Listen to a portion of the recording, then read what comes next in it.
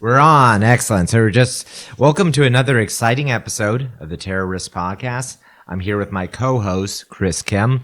Chris, how are you doing today? I'm doing fucking fantastic. Thanks for having me on. I'd love to be. I'm always happy to have you here in my apartment. I love to be a guest on this podcast, Terrorisk. Yeah, so you were just telling me about Italians before we began. Well, before we start the podcast, I want to start our new little ritual, which is a candle. Yeah, we're lighting a weed evaporating, allegedly smoke clearing, deoxidizing candle. And it smells like something like a hookah lounge. Yeah, but it also is called champa, and it has like a mandala. No, wait, it has the 8. Yeah, it's like a mandala, sort of. I was going to say, is it? Yeah, it's an 8-spoked wheel. Yeah. Okay. So it's like a Buddhist signifier. Okay, let's get it in the shot. You're right, in the shot, yeah. Wow, it's like we're around a campfire. Yeah. See, something powerful with fire. Oh yeah, very deep to our nature. Like when you Aren't see humans unusually resistant to smoke inhalation compared to other animals? I think so. I wouldn't be surprised. But when you see like those like satanic halftime shows or like the Olympic performances, and you see like fire, that does something to your psyche. Yeah. Well, I mean, it's just so ancient because of its association with survival, with heat, with cooking, with the warmth of the hearth, with community, with huddling into a cave, with constructing a chimney and a house around it. Yeah, it's very Promethean. Yeah, it is, quite literally. Yeah, so the Italians, we were talking about how the Italians were smart. No, they were smart, dumb guys. So apparently, well, that wasn't the words you used before. Totally. So all the criminals would have gotten away with their murders and stuff if only they just knew how to read past the 4th grade level. Yeah. Because if they just covered their asses better with like taxes and shit. Well, largely, I guess getting better at laundering our money is the big factor there. Because I think, to my knowledge, and I'm not too aware, when you have like Al Capone being busted for tax evasion, the big factor was the cops knew he was involved in crime. They knew he was committing murders or ordering hits, but they didn't have enough evidence on it. And tax evasion is what they were able to get him on that then led to being busted on other things. It's like how cops like having asshole laws where they, you know, like they always were fond of, they were opposed to weed delegalization for a long time, legalization for a long time, because it was a way to pick up someone they know is up to no good if you could catch him smoking a joint in public or possessing weed. And the point was that most of the time they let someone pass if they're not annoyed with them. But it's like, when we want to, we can bust someone for this thing. Yeah, well, luckily... Same thing with like, there's a bunch of things which are admittedly not very fair, but it is part of policing, I suppose. For good or for ill, is having that leeway, which obviously leads to a bunch of corruption or abuse, but... Yeah, well, now, luckily, things are a little different now. Typical criminals these days are not Italian. They are urban gentlemen. I was just thinking, like, I can't... What's the right euphemism? So you're trying to de-racismize the podcast. How do I answer this question without being a racist? I mean, okay, look, everyone knows it. We'll say the majority of criminals are disaffected young men who seem to have very little prospects in their own life, regardless of their ethnic demographic. Yeah. And their various IQ. Because you see a lot of smart guys crashing out, you know, in various ways. Usually, but in America, at least, especially in modern America, there's a broad association with being dumb and being a criminal. Usually, it's like once you get to a certain level of intelligence, even if you're a psycho, there are better ways to make money or to be a menace to society. Have you ever been a victim of any street crimes in New York City? I got punched in the head by a homeless guy once. That's the extent of it. That's not bad. Yeah, it's not. Thankfully, nothing else. Mugging. People don't really do muggings anymore, at least in America. What are you gonna fucking steal? Their credit cards? Yeah, exactly. That's why you don't. Whereas in the 70s, people were being mugged all the time. You don't even have pickpockets in America, which is kind of crazy because in Europe, you get pickpocketed by people of very distant Indian extraction. Or am I allowed to just say gypsy and not use euphemism when describing gypsies? I don't know. I would beat the shit out of them. Yeah, everyone in Europe does. Everyone fucking hates gypsies.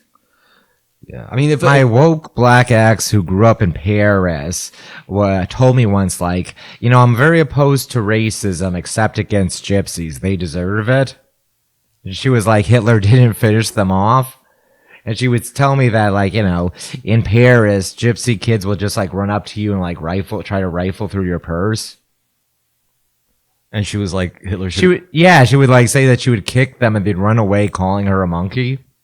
totally. Now, yeah, no, I'm telling the truth. Yeah. No. I'm just saying, I agree with that. I agree with her views. Yeah. I mean, it's funny because because there just aren't gypsies in America. The few that come here actually usually do assimilate, which is something that doesn't happen in Europe.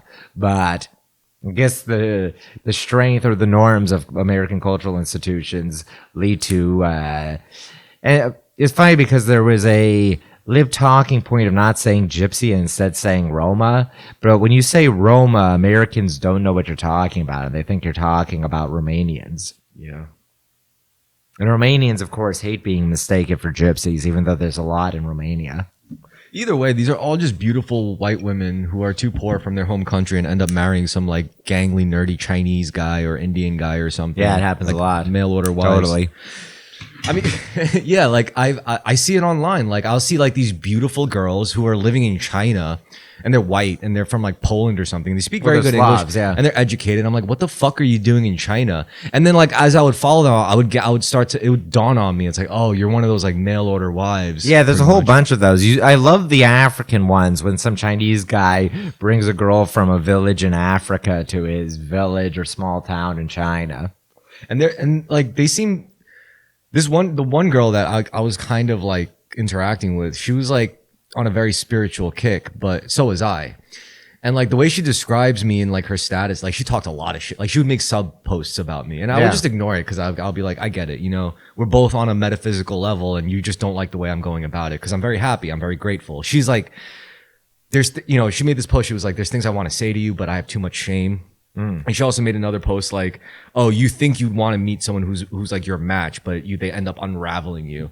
And like, I get what she was saying that I was doing to her, but I wasn't targeting her. I was just it's like the kind of, you hear me say this shit all the time. Like, oh, you can't control what happens to you.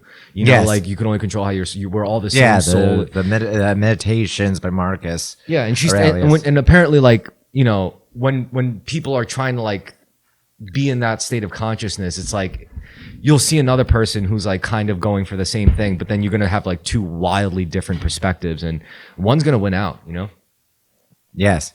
That's what a spiritual battle really is. I mean, it can manifest in like a sports duel or something, but really it's just a battle of like your souls, your spirits. That's what the Japanese taught me. But yeah, so mail order wives. I don't know. I feel for them. They're beautiful women, but it's like they probably just came from like what our definition of a fucking poor country, but the European version. Yeah, I mean, literally, well, technically a second world country. Because second world countries, are you familiar with first, second, and third world? Like, we use first and third world country, but people forget what second world was. I didn't even know second world countries existed. I thought it was only first and third world countries. Second world countries were referring to countries that were aligned with the Soviet Union. Oh. So, like Poland or anything in the Warsaw Pact, China, were all second world countries. And it was not a declaration of quality that you think it would be. Switzerland is a third world country. Because Switzerland was not aligned with the USA or USSR. Oh, so I guess it's all like technicalities. I mean, basically, it was poor, like places in Africa, Latin America, like India. Like India, I think counted as third world, and Pakistan counted as first world because Pakistan was a client state of the USA at the time. Well, if you're a white girl who was from a second world country, and you end up marrying like this nerdy, dorky Chinese guy that you don't even like, but pays all your expenses. I want to be the guy that'll make you regret that decision. It's like, oh, I could have Yeah, you could have married him. You could have been living in America. She could have been living in your wonderful Staten Island apartment right here. instead of in She China. would just insist that you move to Brighton Beach or wherever the Poles live. I guess, yeah, if it really played Well, out there's like Poles here on Staten Island, right? I really need to learn where all the ethnic enclaves are in New York so I can reference them. that. The only ones that matter are the Asian ones. Those seem to be the only Totally. those seem to be the only ones that have any staying power. All the other ones are kind of like mercurial. So what? Chinatown's like a tourist location, even though people actually live there. It is very much a tourist hotspot for New York. It's just one that has more interesting things going on and is not as pricey as Little Italy. Little Italy is just total tourist trap, overpriced and all that. Yeah, I mean Chinatown. I think Chinatown is more like just a front. It's like Yeah. a big giant front. Like if you ever, You have to go to Flushing to get a more authentic experience. of course. Now the thing about like Chinese Chinatown, it's like you ever see a Chinese laundromat that's clearly just a mahjong den. Yes. And that's basically all of Chinatown. Like all of Canal Yeah, Street it's is front. basically just that. It's a big giant front for like just shady Chinese shit. And a lot of people like interact with a lot of these like underground Chinese black market things without even realizing like there's a lot of money just going around. And Yeah, there are a whole bunch of fronts. A lot of the smoke shops are fronts for like money laundering. Yeah. But I mean, they also sell unlicensed cigarettes and like psychedelics. my friend Bren, I think you met him once. Yes. He's got the Several times. He's got the plugs for all the Chinese massage parlors that like they're basically just whorehouses. Yeah, I'm not surprised. I mean, it's when he told me about it, and he showed me like the resources because there's actually like directories that you could reference to find these places, and like a lot more people than you would think like go into these places, and it's like you look at the map, it's basically just like a GPS layout and shows like all the locations. There's a lot of these fucking like places, and I'm sure you could say the same about gambling dens, and that kind of interests me, like It's interesting given how much it's a very trad form of gambling, and I'm sure that the immigrant communities in particular prefer them. Yeah. But gambling has become so normalized now with like sports gambling. I was just talking about that. I was like, I noticed this sudden trend with disaffected young men my age in society getting really. Addicted to sports I'm sure this is going to turn out real well. Yeah. I'm sure this is going to turn out It's fine. Let's have more addictive behaviors and things normalized and encourage. I don't watch sports, but I hear that whenever you watch a sporting game now, there's just constant advertisements for sports betting. Apparently during games. Yeah, This isn't helpful for It's because they recently changed the laws, like in 2021 or something. Are you a Simpsons fan? This is related. Yeah, I'm like Not major, yeah. I'm ambiguous about it. Do you remember Lisa the Greek? The episode where Lisa gets into sports gambling? No. Where she just ends up like making predictions for Homer, and it's about her potential game. Her and Marge both being gambling addicts is a nice choice. Yeah. It doesn't nowadays. I mean, a lot of things age in different ways, but that I have to rewatch it. Will probably seem so jarring because sports gambling is now normalized.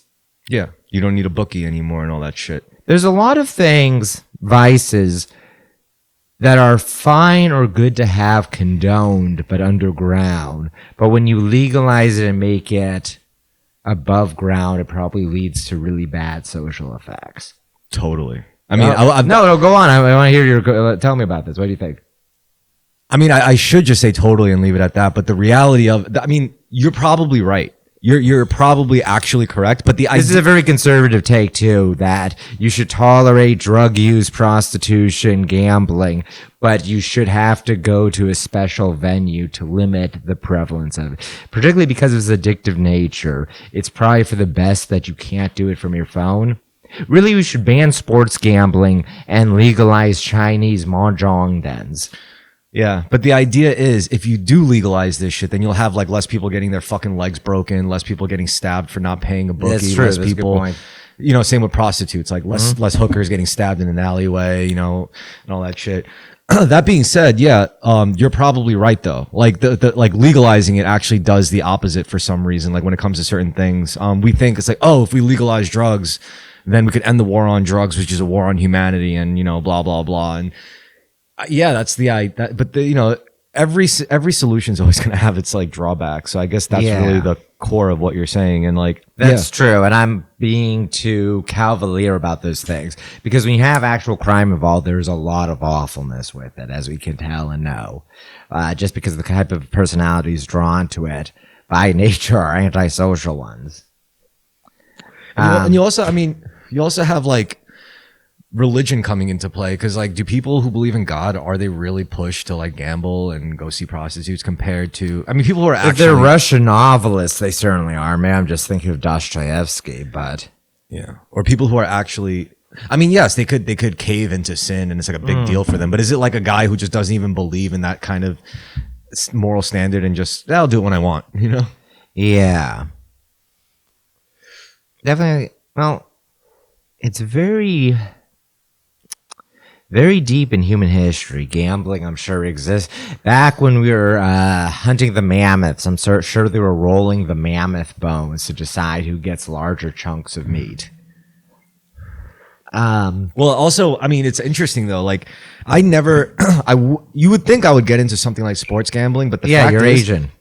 No, not even that. It's just, well, yeah, that too, totally. But it's like, the fact is, even before that, like, it just seems like after learning like how to like sling options and like bet on like stock options, I'm like, that's like low class to me. Like, learn the fucking stock market. Like, why download DraftKings when you can download like TD Ameritrade or Robinhood or like, intelligence level, the fact that it's connected to something sexy, allegedly, or something you're going to be doing anyway. You know, I'm still not comfortable with that. Like, yeah, like I always, like when I try to describe how to make money in the stock market, like without like making like big bets and like dangerous, risky plays, like how to actually safely hedge bets properly. Like I try to explain it, and it seems very simple to me because it's just the concept of like buying portion stock of like a company, and then all the other instruments are made on top of that. So it's like, yeah, that's you understand the fundamental of a joint stock company. But it's just funny that like people would say it's like, oh, you'd have to be like really smart to get that. It's like, I don't think that's true. Yeah, no. I think you have to be at least of a middling intelligence or an average intelligence and just have the right discipline or base level understanding of it. I think what also set me up really easily was when I started my contracting job. I was getting paid as an independent contractor on a 1099, and I was getting raped for my income, like 30% out of like, you know, all that shit. So I was like, this has to stop. So I got incorporated. I started my own company, and I just, you know, started receiving my payment through that federal tax ID. But then I got into stocks, and I didn't realize it then, but looking back, like having a business bank account makes things like that so much easier. Yeah. Like financial institutions treat you way differently as a business than whether you're a small business or not. So yeah, that definitely like helped set me up. But still, like, it's maybe it is something that smart people are, you know, have a less harder time with than stupid people. But that doesn't make any sense to me, because the reason why I got interested in stocks was because I discovered Wall Street Bets on Reddit.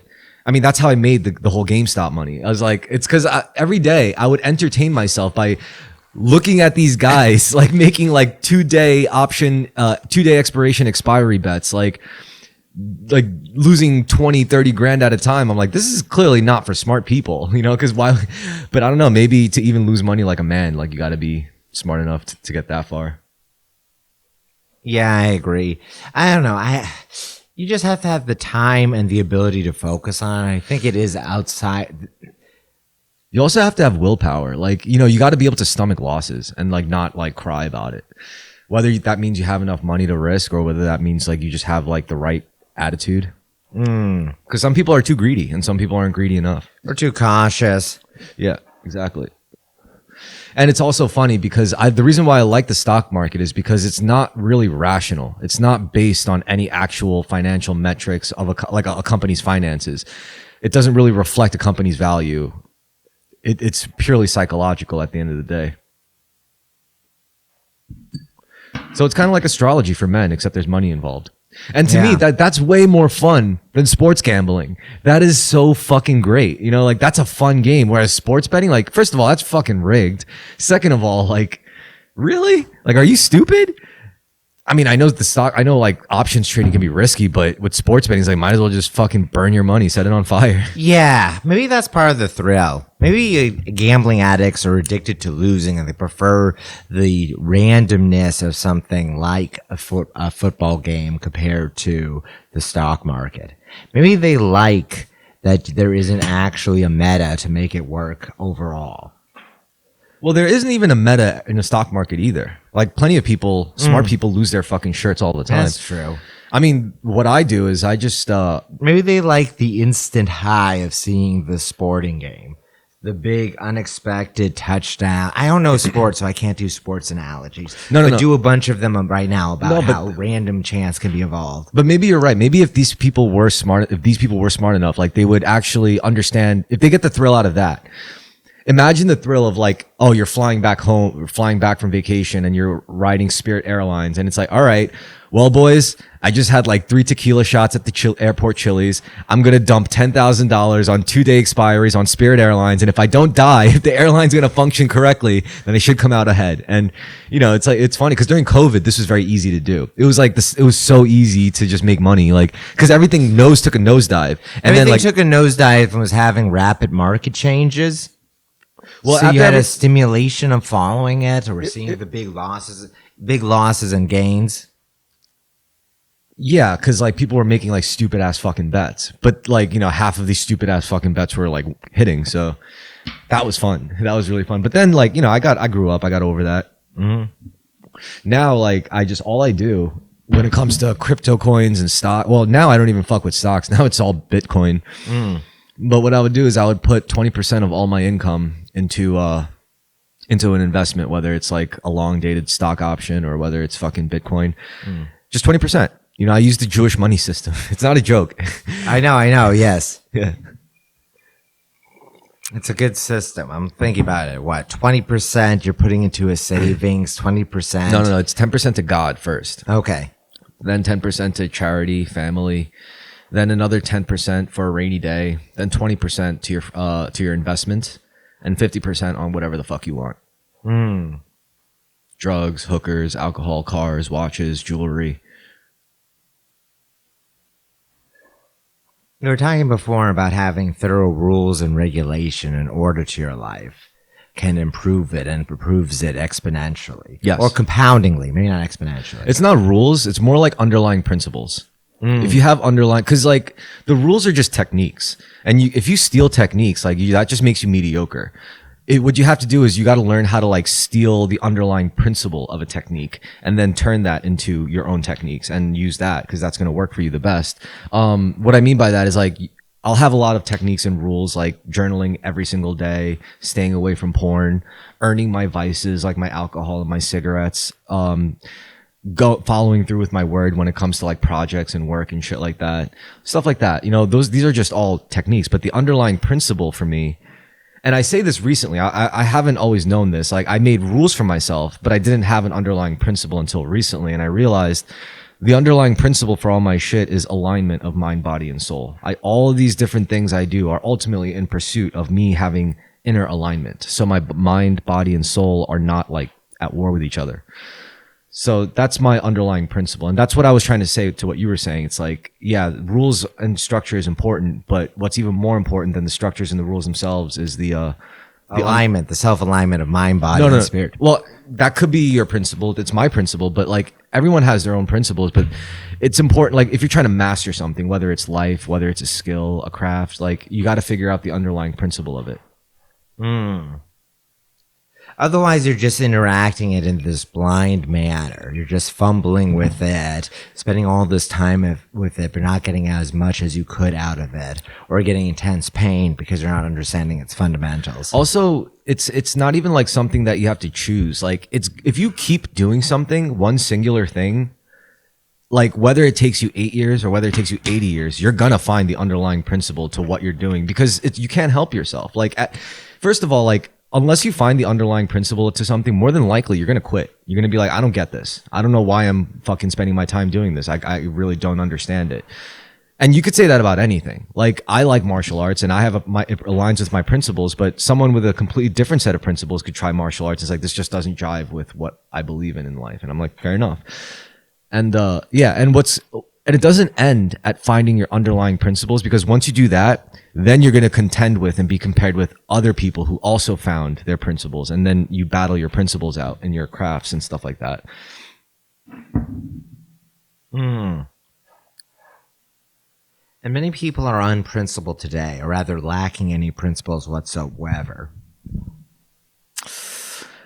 I should just be like totally, but like, but truth This is the second time tonight that I've destroyed, or not destroyed, you've had to dodge totally. honestly though, like that's probably a good thing, right? That's a Yeah. more interesting thing to do than to just like, you know. Well, maybe this is part of forming the podcast, shaping it as we go. Well, yeah, and we it- start to see a more natural interflow of conversation. I like to be flexible, you know. I like to be Yeah, adaptive. same. And some things are just too juicy, you know. You can't pass it up. But like, that's the challenge of the game, you know. Like, but yeah, with most people being unprincipled, I don't know, because like I've only lived in the modern era. I can't speak for like people like the industrial era or pre-industrial era. I don't know what it's like. Life was like it back then, but as far as today, like, as you know, I'm a cynicist, but I'm also an optimist. Now more than ever, yeah, maybe it looks like there are more unprincipled people than not. However, I do think it has never been easier to create your own values, to create your own principles. We never lived in a better time to do so. I agree. Because I'm just a random idiot. I'm not a genius. I'm not the chosen one. I'm not a messiah. I'm just a random asshole that discovered this, which is becoming a principled person, you know? And if you say that's a rare quality, well, I say that, I guess, like, if I could do it, then other people could do it, you know? I agree totally. Yeah. I mean, not like no irony like irony Yeah, aside. no, it's very inspirational that a model for how an individual can live. Yeah, like any asshole can do it. That's basically what I'm trying to get across to people. It's like, yo, but then I know it's like, it's not simple. You can't just go out and tell people like what it is you're about, because it's like, all right, okay, thanks for telling me. You know, it's like, Yeah. eventually you have to like let them discover it, figure it out themselves, which means you got to put yourself out there.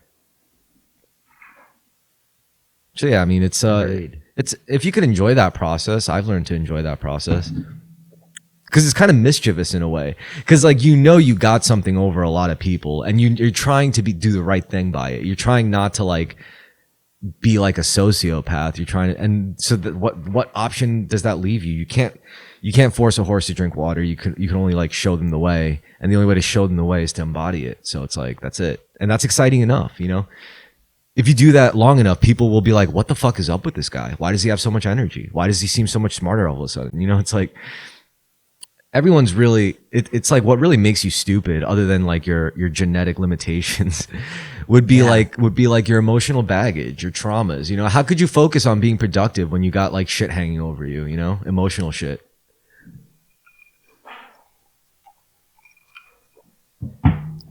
Yeah, and everyone's very burdened with it, and we have tremendous productive capacity, wealth, surplus of calories, Yeah. and people have tremendous emotional burdens. I don't know exactly, because I didn't live in the past, but I do wonder if people today are more psychologically fraught or tormented on average than people in the past were, even if people in the past had far worse material circumstances. Just not having disease, having antibiotics, clean drinking water is such a huge improvement on our lives.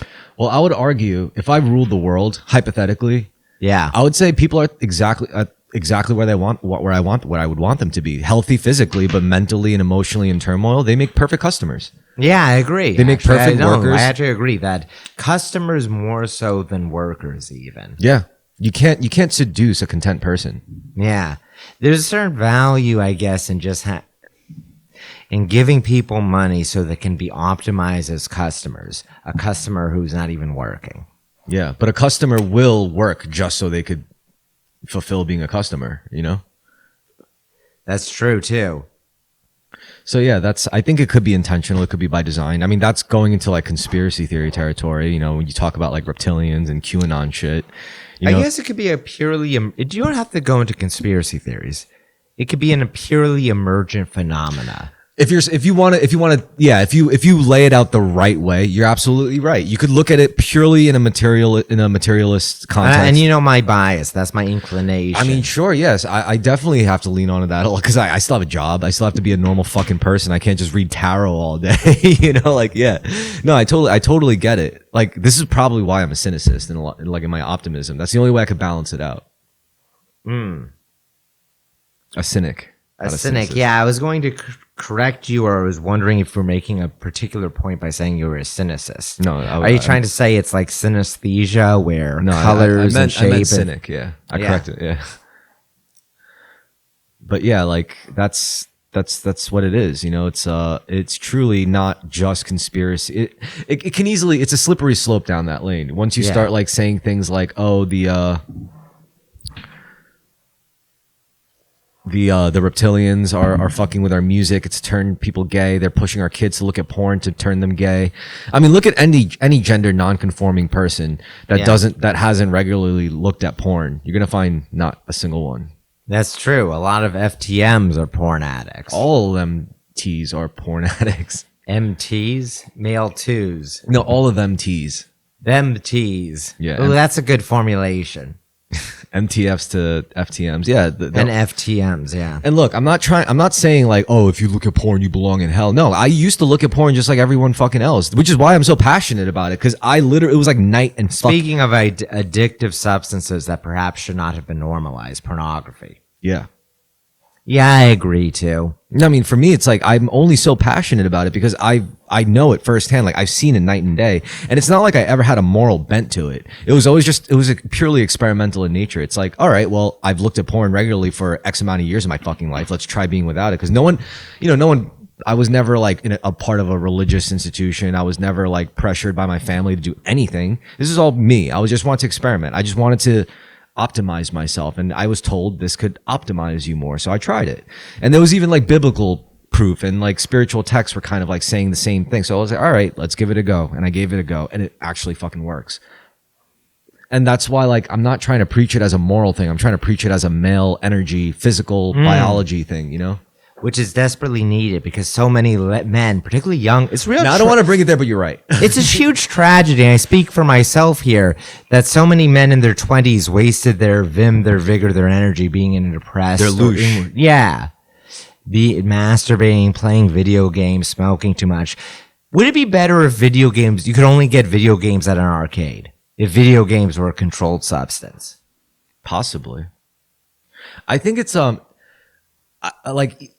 I still do this. I still have my vices. I still smoke. I still drink. I still play video games. But it's just I earn my vices. Yes. I think that's the key. And it's a huge part of human nature too. And so a big part of religion is controlling, maybe not combating, but controlling or balancing. The more vices you want, the more religious you have to be. This is why you have drunken, gambling, whoring, deeply, particularly in the Russian tradition. But yeah, it's necessary. No, this is what the Masons are all about. Like when they're we need to do these child sex rituals. Well, Masons were a way for Protestants to recreate that dynamic. Yeah. I don't know. It's like when you look at it that way, it's like I could earn these vices by balancing it out and looking at things through karmic. I mean, that could end up really dark. It's like you could end up doing really, really awful things and justify it by saying, "Well, I also did really, really, really good things." Yes. People justify their behaviors. No, but when it comes to my vices, quote unquote, my vices, at least they're all self-destructive. They're not like destroying those around me. I can really burn other people, but it usually just ends up hurting me mostly. I briefly offend someone and then they cut me out. And then it's like, well, I can't continue to hurt them. My vices, what I would say is, I cold cut people, but I also like smoke cigarettes. I mean, the biggest sin is sinning against yourself. And they also say it in a practical level, if you can't love against God, but yeah, if you can't love yourself, you can't really love others. But like, yeah, the biggest things I do are like smoking cigarettes, drugs, drinking alcohol, but otherwise, and staying up late. I do that a lot. I guess I say mean things to people, but I never start with people. I'm not trying to like fight with people. I don't say mean things to people anymore. Way less than I used to. You know what I do though? I do attack ideas. I attack people. Yeah. I attack people way less than I attack ideas. And I think people who aren't that smart don't know how to handle that. You know, because they could handle Yes. it when you attack their favorite celebrity or when you attack their mom or something. That's you could rationalize that. But when you see a person who's effectively dissecting ideas that you didn't even know are a part of your core identity, like that's a handful to deal with. You know, like. And I definitely am guilty of that. I don't care about going to war with ideas because that's fun to me. You know, it's like I don't think it's worth going to war with people. I don't think it's worth getting upset over events obsessively. But going to war with ideas, that's a good fucking time. Yeah, I feel like Kanye West is a man who goes to war with ideas. I think he just goes to war with Jews. yeah, he does. Like he's got a serious problem with them Jews. Imagine if he instead had fixated upon Armenians because Kim Kardashian is Armenian. And he was just saying, like, the Armenian genocide was justified. Or didn't happen. I don't know. That's a little too political and esoteric for me. I feel like he would not have lost all... It would have just been another wacky Kanye being Kanye moment. Yeah, maybe. I don't know. And Armenians are a good substitute or euphemism for Jews. But the average person doesn't really give a fuck about Armenians. To be That's honest. true. It's only in like California and like Massachusetts where there's a big Armenian diaspora. And we weren't People taught that know like about it. 6 million Or New Armenians York. were killed by the world's most evil man in history. No, it was like a million, million and a half Armenians being killed by Turks and Kurds crashing out. Yeah. Basically, the Holocaust is, in fact, worse than other genocides because Teutonic autism was applied to the task of methodically exterminating the Jewish population. Oh, I said this to you in the All those SS camp commandants were just like playing a German micromanagement simulator or like a trucking simulator for them, where they were just moving their spreadsheets about trying to decide how to exterminate as many Jews as possible. Well, as I was talking to you about, like, said to you in the car, Yeah. that fucking this girl on Twitter, the self-proclaimed metaphysical harasser, Yeah. which is actually a really funny concept that I identify with a lot. But she was like basically saying that the Nazis got it wrong about the Jews when you try to eradicate the Jews by killing Jews. That's making this, is it Anna or Anna? She was yeah one of Anna the KW or something. Yeah, Winters, the woman who Anna Winters or Anna Katchin. Yeah, something like that. I don't know. Yeah. Basically, she was saying one of the Hegelian e-girls. Basically, she was saying that like trying to kill the Jews by exterminating the actual people isn't going to work because Judaism doesn't Yeah. exist in the body; it exists in the word. You'd have to destroy the actual idea of Judaism to wipe out Jews. You can't just kill Jewish people because, like, after you wipe out every single Jewish body, someone could just pick up a copy of the Torah or even the Old Someone Testament. could just watch a Mel Brooks movie and become spiritually a Jew. Totally. I would say that I'm a quasi-Jew. I'm not mistaken for a Jew, but I've simulated or replicated the effects of being a Jew. So, like, you're honorary. Yeah, I like to think of myself as such. I've been told I was an honorary Jew because, you know, I work for Jews. Yeah. Jews always took care of me. We live in New York. Living in New York just basically makes you a Jew under most circumstances. Oh, wow. If you're not like black or whatever, or Hispanic, you live in New York, you become a Jew. If you're white or Asian, born in America, the longer you live in New York, the more Jewish you become. If you're not like if you're not a Staten Island, Queens, Long Island, Italian or Irish Italian. If you immigrate from the Midwest or Boston, in my case, to live in New York, you become a Jew. Mm-hmm. Yeah, living as a New York Jew, I mean... Yeah, we're both New York Jews here. Totally. That's a good introduction. You should just wear a Star of David all the time. No, Yeah. No, I mean... Being an Asian, black, Hebrew Israelite would be a hilarious bit, but... No, I mean, there is a Jewish style, right? Like the way, the Orthodox guys dress, like with the whole getup. That's not like required by their religion. Like there's it's a cultural sect decision they made in like the 1700s. Yeah. Which It is a was a pretty good, I mean, I modernization. gotta say, that's a pretty good call. The swag is pretty, Yeah. the drip is pretty sick. You know, The Hasids are a lot like the Amish. yeah. Yeah. You know, religious. Oh, Amish are an ethno-religious community, much like Hasidic Jews. What I like about the Hasids is that Hasids, rather. I really like the fact that they're very communal. You know, like they Yeah. actually are on a talking basis with all their neighbors. They know everyone in their neighborhoods. I mean, I don't know how they do it. Like, I don't know what it must be. It must be exciting. Like, because I used to work by Borough Park. Yeah, That's like a very Jewish, a very densely populated Jewish area. And I want, it must be exciting getting up every day. Like, you walk out your door and it's like, you know, like you already see like 50 people you know by name just walking down the block. Every store you go into, they all know who you are, you know, like all that shit. they have a small village in New York City. That's great. It's probably just like a place in Europe. Do you ever Can I get meet? some seltzer? Of course. You ever meet a young Hasid who wants to hang out or talk with you, but only in like on the riding the subway, or maybe you're outside? No, when I was working in Borough Park, I literally worked in an office full of young Hasid boys. Yeah. And yeah, we would smoke cigarettes. We would talk, shoot the shit. You know what they would talk about? They would talk about like cars, watches. Yeah. They would talk about, because most Orthodox Jews were poor, generally speaking. It's just my boss, his family's Orthodox. He wasn't. Yeah.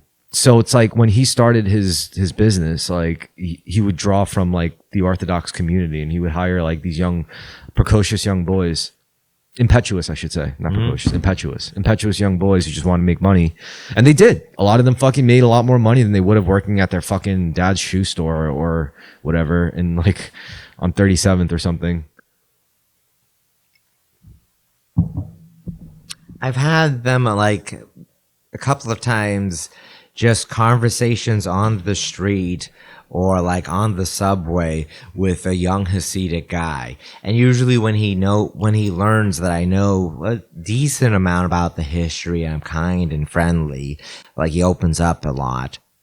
And yeah, I don't know, tell me about their like personal lives. Like guys saying to me like, "Oh, I'm 22, I'm trying to get married, I'm thinking of going to Israel, I'm thinking of going to Russia, where I've been both times." Yeah. It was always interesting. This guy wearing that Hasid getup, the big hat, the fur coat, I could tell he wanted to like shoot the shit with a guy who was outside of the community. I don't know. I mean, personally speaking, like the community is so expansive that I don't even think like most of the middle class to upper middle class Orthodox Jews in New York City, I don't even think they want to be here anymore. I think they'd rather live in like Puerto Rico. I mean, what a lot of them seem to be doing is just like Do they have any upstate New York? Do the Hasids? Westchester. Yeah, okay.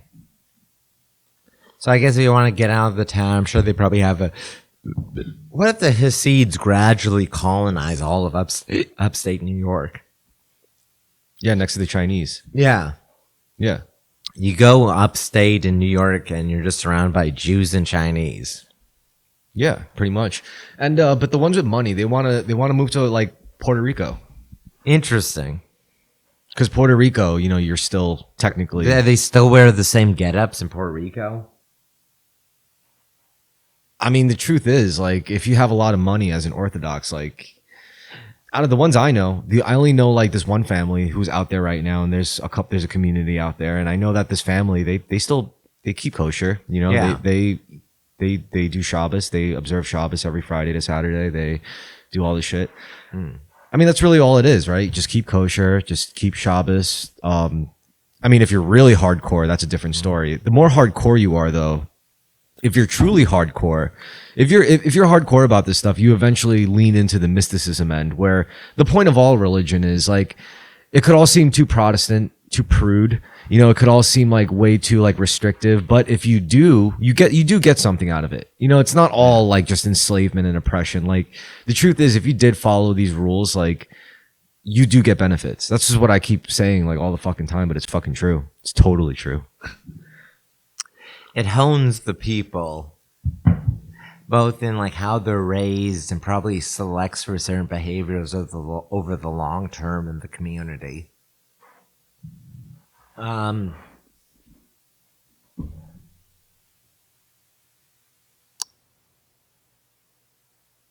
Instead, I've just derailed us with a large period of dead air.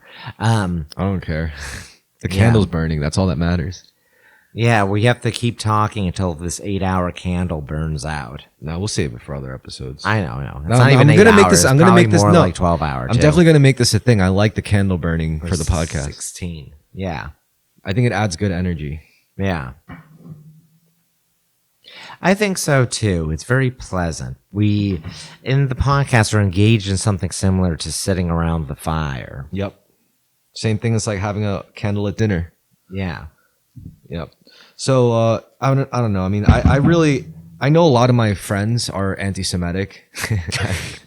I mean, I know Not that. me, by the way. I'm anti-Semitic. All I'm gonna say is I both love and hate the Jews. I don't hate the Jews. I don't really hate the Jews. The only thing I hate is the fact that the Jews are an ethno-religion. I don't think anybody should be able to be considered an ethno-religion. That's not okay. Yeah, you're very anti-Yazidi or anti-Amish. Yeah, I agree with the Jewish law. You know, I think that's definitely You disagree with the Jewish people. the blood.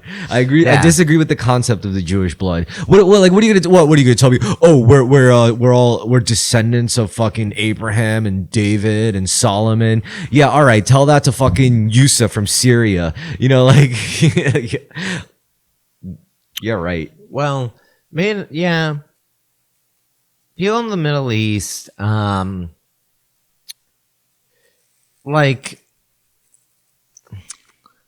Copts, for instance, Christian Egyptians are more similar to ancient Egyptians than many modern Egyptians who have Arab and Sub-Saharan African and Oh yeah, I forgot. You're actually in support of ethno-religions. Like That's true. No, I'm taking a strong stance in favor of the Jews here, actually, and all ethno-religions, whether Yazidis, Amish,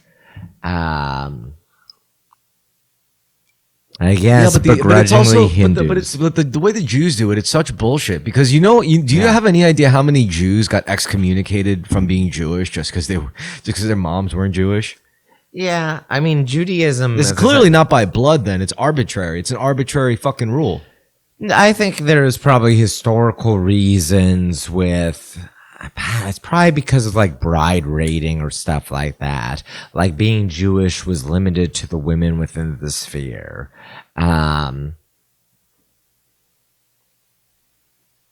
Look here. Don't get me wrong. I'm not knocking tradition. Yeah. I always say traditions are just solutions to problems we forgot. Now that being said, what if the problems that those traditions were solving? What if you were the problem?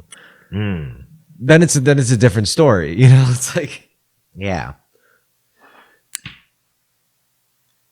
If you're homosexual within a society that forbids it, that's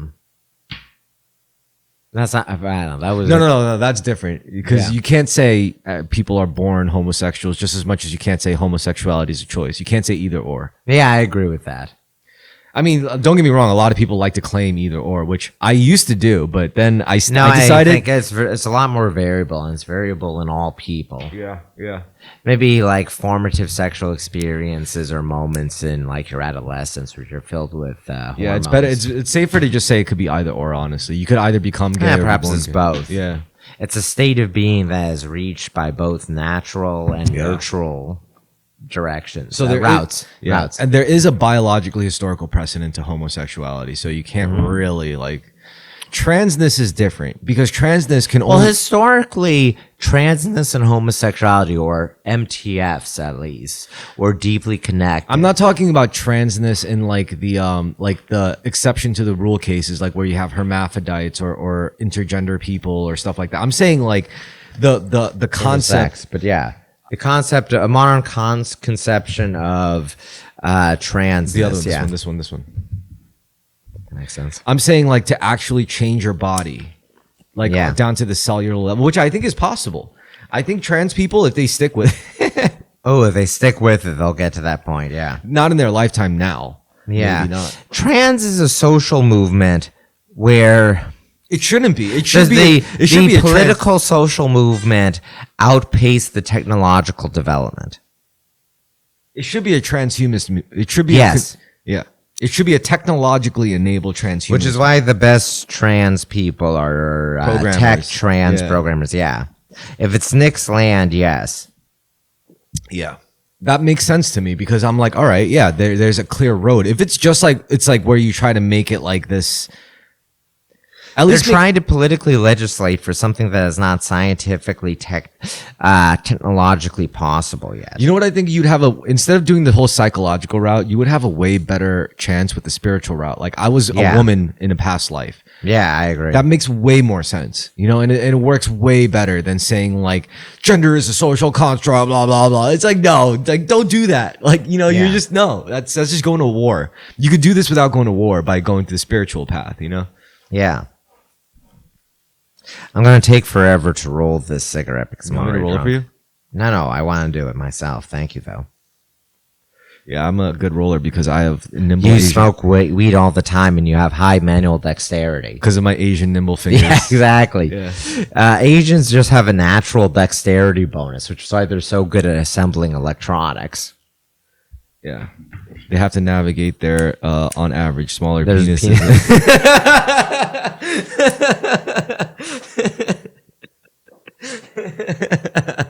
Yeah. The John Cho joke. Yeah, the aliens, like, us aliens were the ones that made you by fucking the monkeys. Haven't you wondered why your dicks are so small? It's because, you know, like, us aliens are the ones to do it. God, that was a funny bit from John Cho. That was pretty Yeah. ballsy. I mean, to lean into your stereotypes is kind of a ballsy move. Kind of a necessity, or historically it was. I don't know.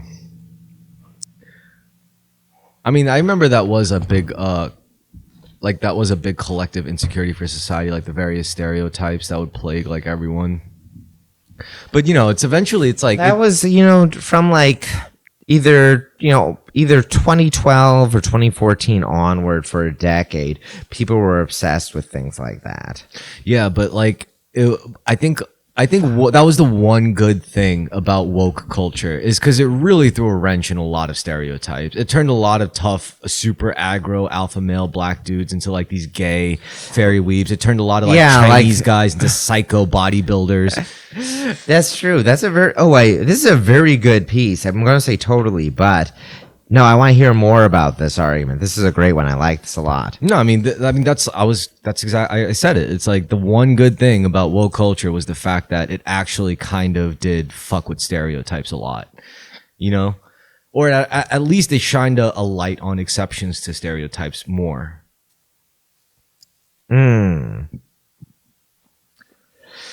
I like this. Like you did get to see more like fucking like super smart like racists and like sexual deviants, and at the same time you did get to see like retarded Chinese liberal girls from like Washington D.C. or like New York City. I don't know. I don't know enough about school culture to name the particular schools where you have woke Asian girls a lot. All right, well, I guess you would see like I know what you mean, but I don't know what the particular schools that produce it the most are.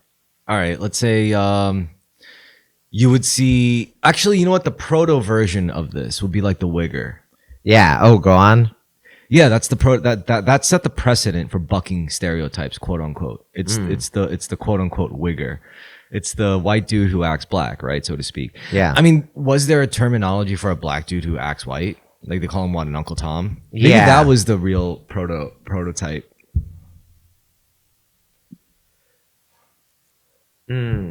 Oh. Wait, now it's my turn. Say something, but I'll be right back. 2 seconds. Oh, okay. I don't know.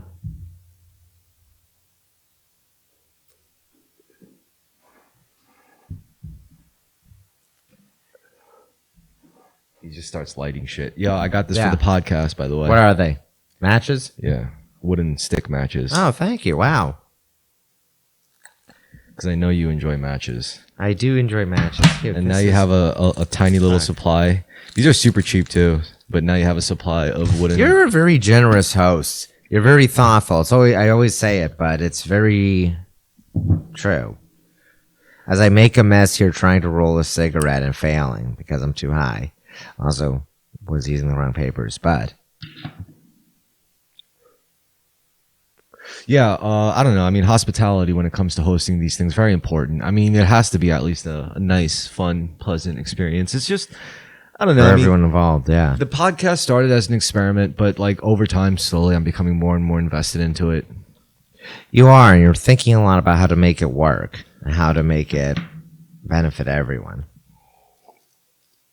Well, yeah, I mean, look, I was actually talked about this in the last thing. I was like, when it comes to good leadership, like let's say, like, for example, being a good manager Mm-hmm. at a store or a retail location, more often than not, you would have these managers who would be afraid to be put out of a job. Yeah. I argue your job as a manager is to put yourself out of a fucking job. Like, if you could train your crew, your team, your employees to be able to run the whole show without you, Yeah. then you're a good manager. You're a bad manager if you have to be there, constantly needed, constantly on call, constantly putting out fires. You're a bad manager then. And like a lot of managers are scared of that. A lot of because they're scared of being like, again, put out of work. I argue you're supposed to put yourself out of work. How else do we advance as a society? And as the owner, you look for a manager who can do that, and then you could pull it. It's like you pull him out of that, and then you put him in a higher, more important position because you Then you he's have upward mobility. And what an owner should do is tell their managers, like, listen, if you can't put yourself out of a job, then I'm going to take that job away from you and give it to someone else. Like, your job is to put yourself out of a fucking job. Your job isn't to just stay there and put fires out all the time and act like I need you there, only that. No, your job is to put yourself out of a fucking job. That's what it means to be a good leader. And on top of that, it's exponential growth, because basically what you're doing is, as a leader, you're producing leaders. But then when you do that, those leaders that you produce also produce other leaders, right? Yeah. That's how you become larger than life. That not acceleration, that's continuation, that Exponential growth. Yeah. Everyone rises to their level of competence through this. Exactly. And maybe that's what, like, I don't know, higher dimensional aliens and whatever are doing to us. Maybe that's what they need us to ascend so that they could ascend, so to speak. The universe as a giant pyramid scheme. Yeah. Hierarchies. I mean, hierarchies exist in nature. It makes sense. Yo, so next time you I was distracted for 10 minutes trying to do that. I should have just had you roll it. Excuse me. No. I was going to say, next time you roll something, look, before you light it, like, lick the tips of your fingers. Lick the tips of your fingers, and then just like wet a ring around it, and then light it. It'll burn more evenly. Oh, thank you. I appreciate that deeply. I'm such a fucking pothead. Like, Yeah, you are. When did you first smoke weed? How old were you? I was 14 years old. And What was the circumstances? Have you told this story on the podcast before? I've told the age that I've started smoking on the podcast before. But I started. Is there a story involved in it, or is it a very banal thing? It's a very banal thing. Go on anyway. I was 14 years old. I was a freshman in high school. And I don't know why. It's not that I was on a bad kid kick. It's just going up to high school, like when I was in middle school, I was put through a lot of like prep school work to make it to this one specialized high school in the city, Stuyvesant. Yeah. It's like the best high school in the city. Yeah. So I was really, really, really prepping to go into that school. So I took the standardized test, and I made every single school on the list except for Stuyvesant. So I ended up going to like something more closer to home, and I went to like Tottenville Institute, which was like actually Was it a disappointment in your family that you didn't get into Stuyvesant? Not at all. I think college was way more important to them. But then, like, it wasn't them. No matter what, like they were always supportive of my academic development. It was just when that happened, and I was at Tottenville Institute, I just lost it. Like, I just stopped giving a fuck about schooling altogether. Because basically, I mean, yes, Tottenville Institute was a good program, but I basically just ended up in a public school. And when I was in a public school, I met kids who would tell me about like their childhoods and their lives growing up. And compared to mine, and I realized growing up, I missed out on so fucking much because of my family's like sort of antiquated values and like their restrictive parenting, being an Asian kid and all that shit, it broke me. And like once I came into contact with that, I was like, are you guys serious? Like, you were doing all this shit growing up? It's like, yeah. Like, you weren't? And it's like, fuck. You know, so like I realized just how much I was missing out on. So once I started realizing that, like this, like, you know, there was, I'm just gonna say it how it is. Like, there were always like black kids on the football team, and we had like the best team in like probably one of the best high school teams in Staten Island, because, you know, like, we had good athletes and a good program. And you know, all the black kids were on a lot the of football sports team. niggas around you. Yeah. And they were selling me cigarettes. They were selling cigarettes, you know, like they were selling like $5 packs of Newports. And, you know, I would be giving my lunch money. I was 14 and I'll go to school, and well, you know, this huge black, he looked like 30 years old, but he was only like 15. Yeah, they mature faster. And Asians mature slower on average than Europeans. Yeah, it was bizarre. It was they're putting Asian boys, little children, in the same room with black niggas. With adult men, I'm sorry. Yeah, totally. And like, and he was selling $5 packs, and I was like, you know what? I'll buy a $5 pack of Newports, because like I was already in that state. Like, fuck it. Yeah. I'm now a public school kid. I'm a normal kid now. I'm gonna do, because like Normal kid stuff. You're not going to be on the Asian study hard mathematics grind. No, because every day I would go to lunch and I would see kids smoking cigarettes. I'd be like, what? They're just kids and they're allowed to smoke cigarettes in front of school? It's like, yeah, apparently. So it's like, yeah, all right, yeah, I'll get a pack of cigarettes. So I started smoking, and then other kids would see me smoking in front, and then they would come up to me. It's like, yo, you got an extra cigarette? It's like, yo, what are you doing after class? It's like, yo, do you still stay? Do you want to cut class? And it's like, this is where I started becoming a bad kid. Yeah. And eventually, how long were you maintaining an illusion to your family that you were a good, studious Asian I kid? tried to keep it going for a long time. How long did your parents believe it? Did your dad sniff it out right away? Yeah, everyone sniffed it. You were terrible. I broke. I ran away from home and shit, like, for one night, and like that destroyed everything. That like was my whole unraveling. Like, my family didn't know how to deal with that. Yeah. I just did it for one night. I was like an openly bad kid for one night, and that was enough for them to all like lose their shit and basically destroy my it would almost seem like they were intentionally trying to destroy my life, but they weren't. They were just reacting, and they didn't know how to handle. But that's what did it, you know. But it was so funny, and like looking back, it's really funny. And also, it's like it's also really funny in hindsight, because like, you know, I look at them now, like, you know, the people that were involved, like one of the aunts who was very invested is now like divorced. My dad, I feel like he respects me a lot more, you know, as an adult, like not just his son, like, you know, so there's that, because he knows my views now. And he's seen that you've been able to achieve things going your own path. Yeah, I mean, compared to where he was at my age, like, fuck yeah, you know, I'm not violent. I'm not like mugging people. I'm not a part of a Also, gang. your dad being a criminal means he's more tolerant of you having an unorthodox lifestyle. Of course, yeah. Yeah. In fact, he's Compared to more, other Asian parents, he's more tolerant in a way because I don't complain. background. I don't make excuses, you know. So Yeah. I cover the bases for the lines of like self-respect, at least in his eyes. You know, it's like I never make excuses for my own shit. I clean up after my own shit. I don't ask for much, and I don't complain. You know, so it's like if I do that, then like what can he say about me? What can he really The only thing he can do is worry about me. He's like, I don't know, son, you might have like radical view. You know, that was a funny conversation, but like still, like, just that, you know, it's like, I guess that kind of tells me I'm on the right track, but yeah, like I started basically smoking weed, but I think if I didn't go through that bad kid phase, I would have been worse off. Yeah. Honestly. Yeah, I agree. I think it really benefited you. I think that a lot of Asian American guys suffer from you didn't have because a bad kid phase, yeah. It would all the Asian guys who are in rice cells. They're gay. Yeah, They're like they might as well be functionally gay. They should have had a bad kid phase like you, and they'd be a lot better off. Yeah, because then they would be more of a normal fucking person. I'm not like that's what that they would know how to play to their whole strengths. Bad kid phase, all of that shit with the foster care, with the abusive dad, and like the family flipping out, and the whole cultural like discrepant. that all just accumulated to just me becoming a normal fucking American person. That's really what it Yeah, just you're turned not into. alienated like a lot of similar guys. No, like if I could talk to a fucking crackhead, like Yeah. I could literally talk to them. Like I'm not like, actually, that is a good point. That is a good metric. It's like, how American are you as an Asian American? Can you have can you hold a normal conversation with a fucking crackhead?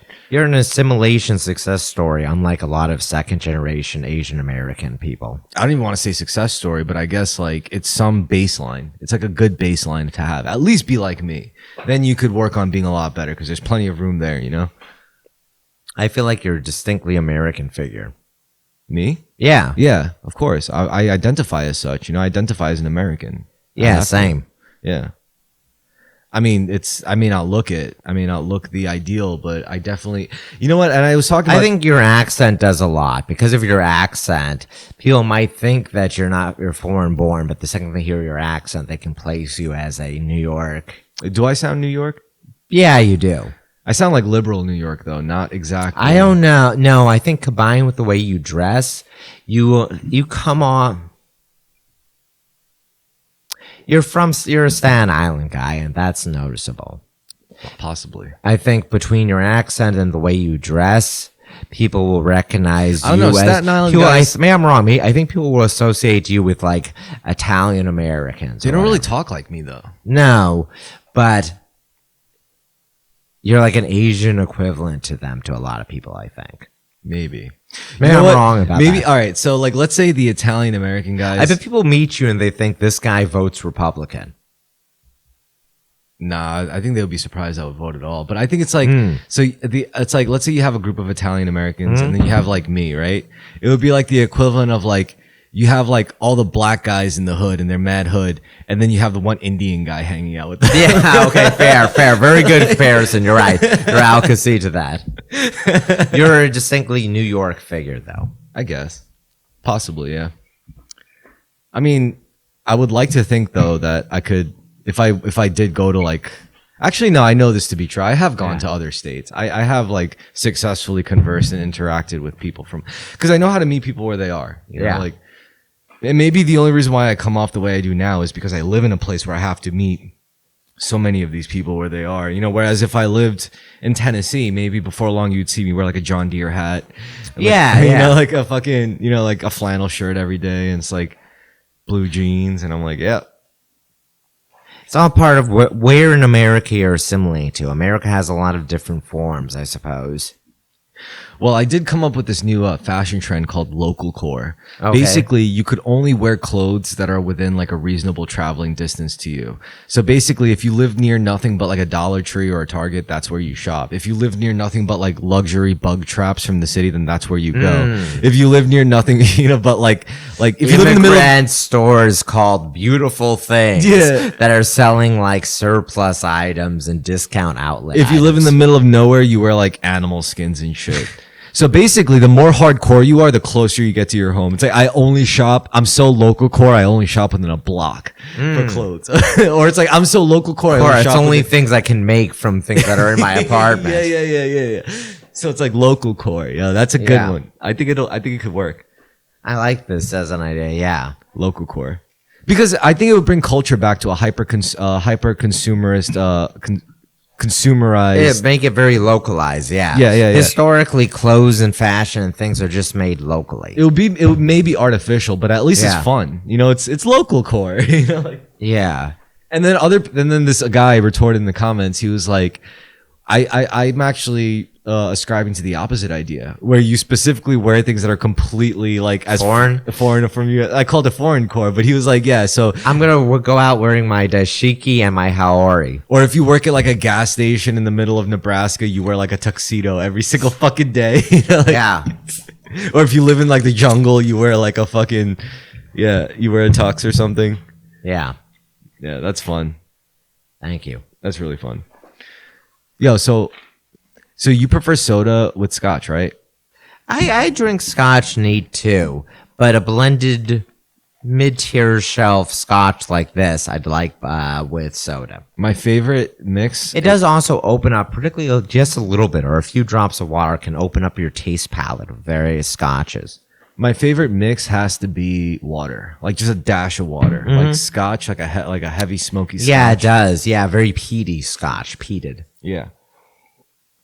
And to me, I describe it like, imagine looking at like a very, very detailed PNG file. Yeah. Now, adding the water allows you to like zoom in and look at Ooh, that's a great description. You're able to increase the font size. yeah. And you're able to like really look at like the details of the pixels and everything. Ooh, I really like this metaphor a lot. That's true. I mean, Yeah, it is true. Yeah.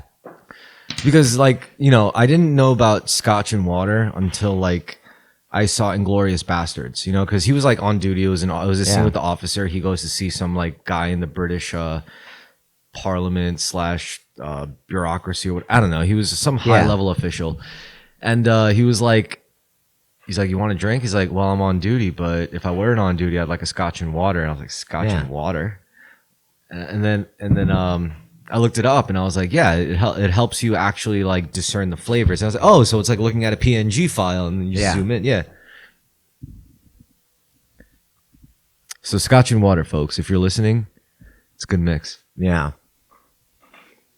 Another good one is scotch and soda. Okay. I like soda. I like the effervescence of it. I like carbonated drinks in general. All right. So now that I'm getting do you like White Claw? Yeah, I do. I really like a White Claw. How come you never told me? Because every time I get White Claw for myself, it's like you never say get me a few too. You're right. We should do just a White Claw night. I like White Claws. Like I like doing these episodes on 3 White Claws because it helps me time. They're like hourglasses. That is a very good hourglass. You're moderate. You're doing a controlled dose of alcohol. Because like I go by the time and it's like, all right, not time. That's another good point too. Actually, I think there's a real benefit too because you don't get too wasted with it, or I don't get too wasted. But I've done enough episodes because like I would also do like with the smallest full size bottle of scotch or whiskey. I would do I measured Jameson and Dewar's. I don't do. Yeah. I haven't done it with Black Label yet because well, it's expensive for one. But I've tested my tolerance, like. You know, like how bad do I get with like certain size bottles and certain size like fluid ounces? But like, I measured my shit. This is why I always either go for like Dewar's or Jameson, and also certain things I could handle, like because like we've done podcast episodes with other whiskeys like the Suntory shit, the Japanese stuff, but. I was able to do that whole thing fine. It's just afterwards, like the next day, I got the worst fucking hangover. Really? Yeah, it was terrible. But when we do Jameson, I get like a little wasted, but the next day I feel fine. Oh, well, we haven't done Jameson, have we? Yeah, we have. We've done Jameson plenty of times. Dewar's is like a good middle ground. Like I don't get wasted, and the hangover is always manageable in the next day. I've done this podcast like right by now. What's your preferred way of drinking? Ultimately, what's your favorite alcoholic beverages? White Claw. White Claw? What next? Do you like cocktails? Do you like soju? I love soju, but not like it's not up there with my favorite methods. Because soju is just like I'm eating, and it's like I'm with friends. It's like, yo, let me pour you a shot of soju, and then let's enjoy this beef like more. That's why I like soju. That's not like drinking. Like focused drinking. I like going to like this place called the Coop. Yeah, where is it? It's in Staten Island. Remember, I've taken you to the Hop Shop before, right? Yeah, I don't know if you're taking me to the Coop. Across the street from that is a cocktail. It's like a late hour spot. You know, I would go there like once the Hop Shop closes, you could just go to the Coop. But the Coop doesn't take credit cards, which is annoying. But like you could get some banging cocktails, and you could get like what do you like to order for a cocktail? A revolver. What's a revolver? I'm not familiar. It's kind of like an old fashioned, but just like in a tall glass, and it's a Collins glass. It's a little more dainty, and it tastes like delicate, complex. I like it. Bitter. Have you had a penicillin? It's salty too. I like penicillins. I love penicillins. Yeah, for a drink. I like salty, boozy drinks. Yeah. Salty, boozy drinks, and then after I sip, I get about like 3/4 or 2/3 down, and it's like, yo, you want to go for a cigarette? And then I put a napkin on top, and then I smoke a cigarette, and then come back and taste so much better. Yeah. Once again, speaking of ritual can enhance the pleasures you get from ritual is everything about me. Yeah. This is what I mean when I say I earn my vices. Like it's not just like I work out and then go smoke. No, like I make the process itself also meaningful. That's what you're supposed to do. That's the way to get the most out of it. Vaping just totally killed that for me. I agree. I've had the same experience with vaping, which is even as a chain smoker, a heavy smoker, I'd rather smoke than vape. Yeah. Yeah, no, true. I'm glad I'm done with vaping. I'm glad I'm a tobacco guy now. I'm glad that I could do tobacco because like I don't even want to do like Adderall. I don't even want to do coke. I don't want to do psychedelics. You want an all natural stimulant, such as nature's own tobacco. I'm not even thinking about it like that. It's just emotional. Like you know when you look at like different kinds of paintings and they hit you a different way. It's like every time I do a different drug, it's like looking at a different genre of painting. But like tobacco is just looking at this one painting that always hits right for me. And when I sip alcohol, it's like, it's a painting that always hits right for me. And it's almost like when I have them both, it's like I'm sitting in a room with both types of paintings. They just flow together. They're nice. And it's like, this is the room I want to be in. So when I smoke and drink with a lit fire, like that's where I want to be, like that's it.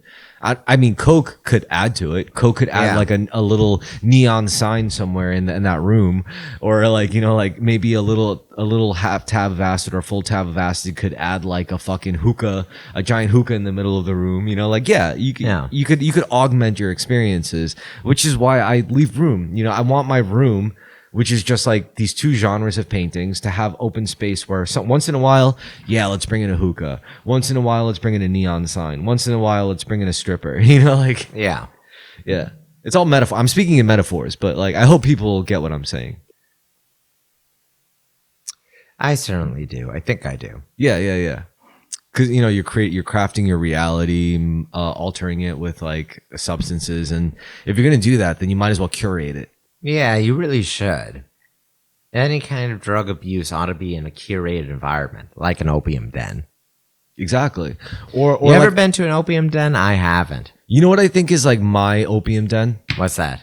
The Goon Cave. No, my opium den is the uncomfortable, tight bathroom with a bunch of chatty bitches and like 2 or 3 boys, and we're just looking at each other like trying to pass the lines while the girls are talking about shit I don't care about, and we're just like, all right, pass it, and then once in a while the girl mentions something, and then you're like, oh, I know that guy. What, you fucked him? You sucked his dick? What? And then she tells you the story, and then everyone's like, oh, that's my opium den. I like that, because that's the kind of thing you really can do that for days, which is dangerous. Don't do that for days. Like that's not good. I've never done it for days, and I'm a bit late for it, but I would like to experience it once, doing it for days. But I would like to experience an opium den. That would be fun. Like just that's shitting your we pants. Should go. Yeah, that's what you should do. Go out with shittable pants. And have enough money to say, hey, bring a girl to suck my dick. Yeah. And then they take your money, and then you forget, and then you wake up, and it's like, yeah, she was amazing, wasn't she? And you're like, yeah, she was great, dude.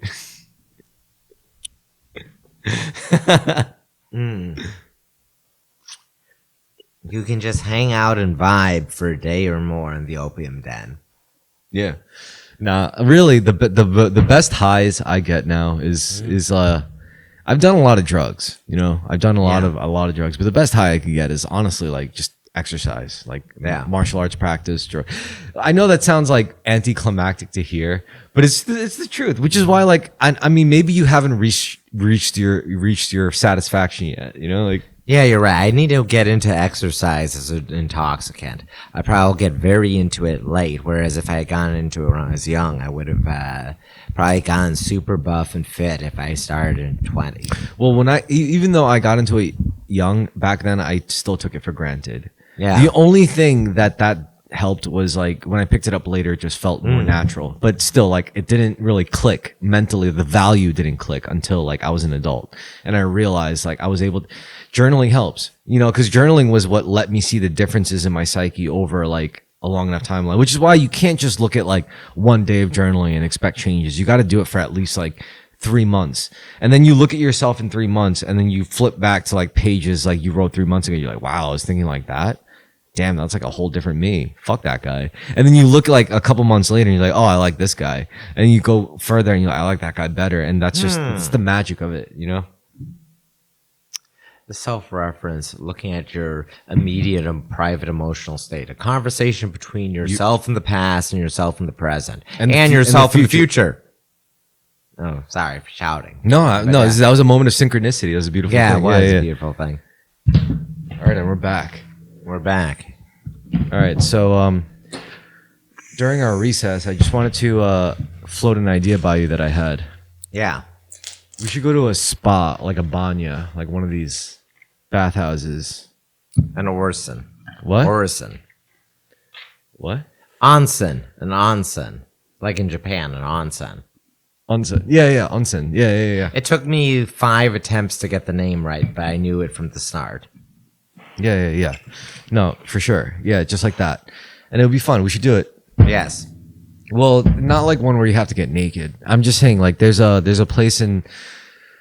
Well, there's the banya, which is nice. It's just a nice bathhouse, like there's saunas and everything. And we could also go to this place called Spa Castle. Yeah? It's in Queens. Really? Yeah, and What is it? It's a spa, I take it, but in a castle. but a giant, like, multi-level spa. It's almost a water park, but it's all for geared. It's like, imagine a relaxation water park, like where they have everything from like salt encased, like salt chamber saunas to like jacuzzi bathtubs to like napping rooms to like a full food court that serves like good Korean food, I think you would like the experience. I never have been. I probably would. I'll go with you, man. Yeah, thanks. First of all, it's a good summertime activity, but it's a good summertime activity because you get to go to like all the outdoor swimming parts. You get a pool and you get to mingle. And the cool part about the pool area is there's a bar. So you get to like get drinks and then take a dip and then go into a jacuzzi with strangers and then go into your own private, bath and go with a group if you want. I avoid bathing in water activities because it screws up my mustache. Well, I just have to avoid submersing my head. Submersing. I think it's worth it. Just to, you know what? Maybe it might even be worth shaving it for a summer, just so you can engage in such activity. I've had it for over a decade. It'd be intriguing to shave my mustache. Then also cut my hair short too. Yeah, why not? I mean, I truly would not look at you any differently if you shaved your mustache. Yeah. I know a lot of people compliment it and identify you by it, but I wouldn't. I would still see you as the same person. I've had it for so long, it'd be interesting to see myself as a different person without it. I would not personally. What? I mean, yeah, I agree. It would be interesting aesthetically, visually, but I wouldn't see you as a different person.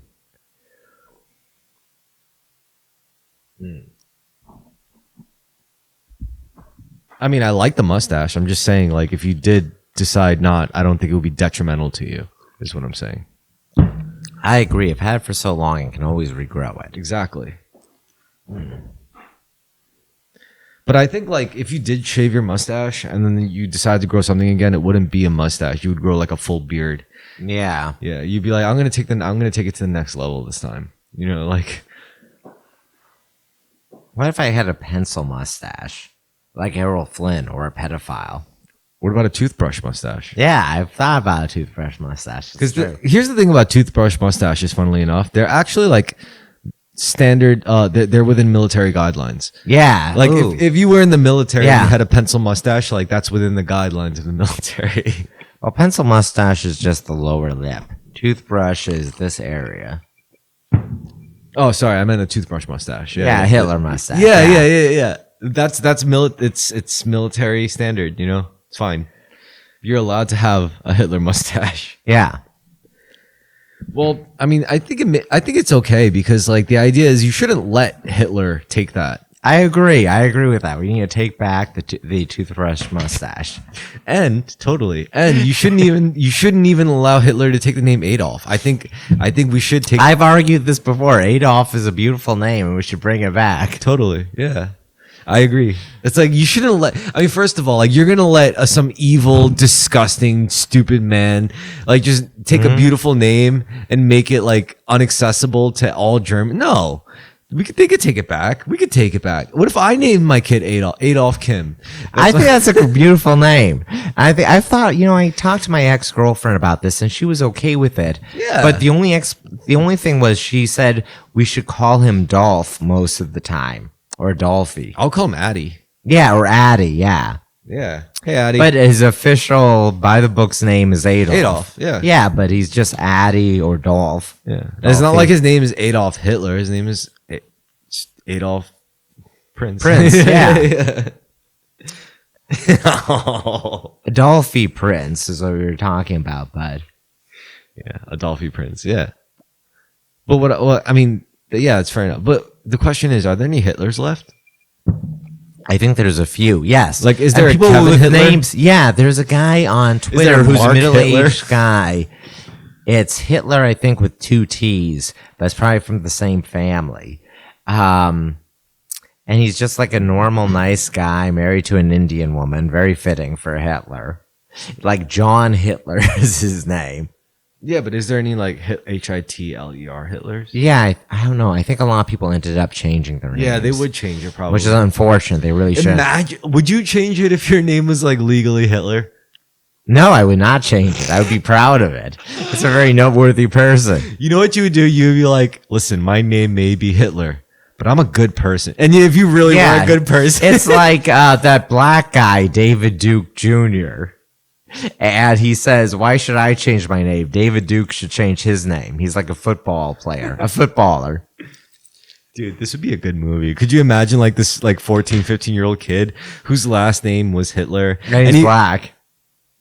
You could do whatever you want, like black or maybe like Hispanic. I don't know. Yeah. Argentinian. I don't know. Yeah, Argentinian. But either way, Argentina. Yeah. Imagine writing a story about like a movie about a kid whose last name, and he was a normal kid. Like he likes, he likes Star Wars. He likes.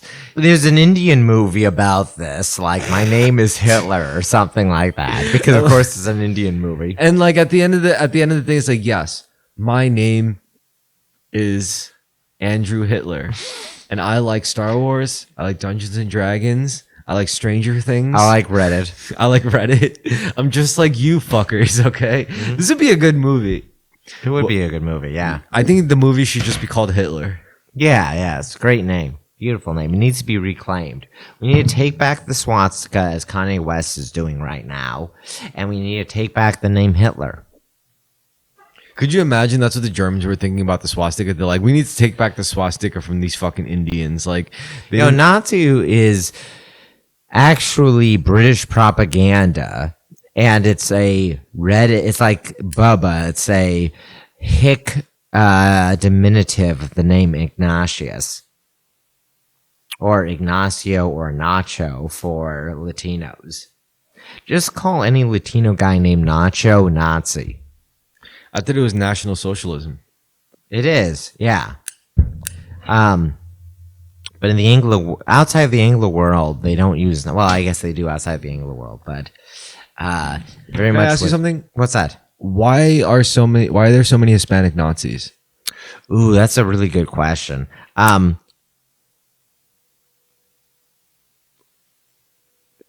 For starters, anywhere in the third world, the developing world, there's a bunch of Nazi fandom. Anywhere outside of Europe, America, there's Nazi fandom. Even in Israel, there's Nazi fandom. Why the Hispanics though? Why are they so passionate about it? Probably because the racial caste system in Latin America, where it's better to be whiter, you are the better. So fondness for that. Nazis fleeing to Latin America, where there's a racial hierarchy that they could benefit from. I was just what I really want to know is did the Latinos or Hispanics have any problems with Jews actually who were into the Nazis, or were they just? It varies. Some they just like there's the a bunch aesthetic. of Latino. They like Hugo Boss. There's a bunch of that's true. There's a bunch of Latinos who hate Jews, but that's also part of Spanish culture, anti-Semitism, But also a bunch of Latinos will brag about being 1% Jewish. They're always Sephardic Jews, Spanish Jews, but... Meanwhile, the hottest Latinos happen to be Argentinian, who are like 30% Nazis. A bunch of them are. A bunch of them are Italian. A bunch of them are Spanish. Which are also 30% Nazis. Yeah. I mean, truly not. Like, when I say Nazi... A bunch of Nazis... To anyone listening, when I say Nazis, I don't mean guys like... I don't mean like... Nazi as in like Richard Spencer Nazi. No, I mean like real blood, not like Aryan Nazis. You know, like Yeah, there's a lot of blonde, blue-eyed people in Argentina. well, also like the Aryan people, they do extend to beyond the white people. It's Indians are also technically Aryan. Yeah. All of that is coming from Yamnaya, previously referred to as Aryans. People that emerged from actually just north of the Caucasus Mountains in like the Black Sea and the like, and who spread across all of Europe, Persia, India.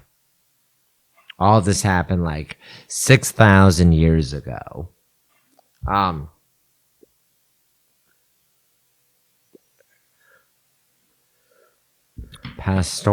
first pastoralist. So basically, what you're saying is, well, from what I understand,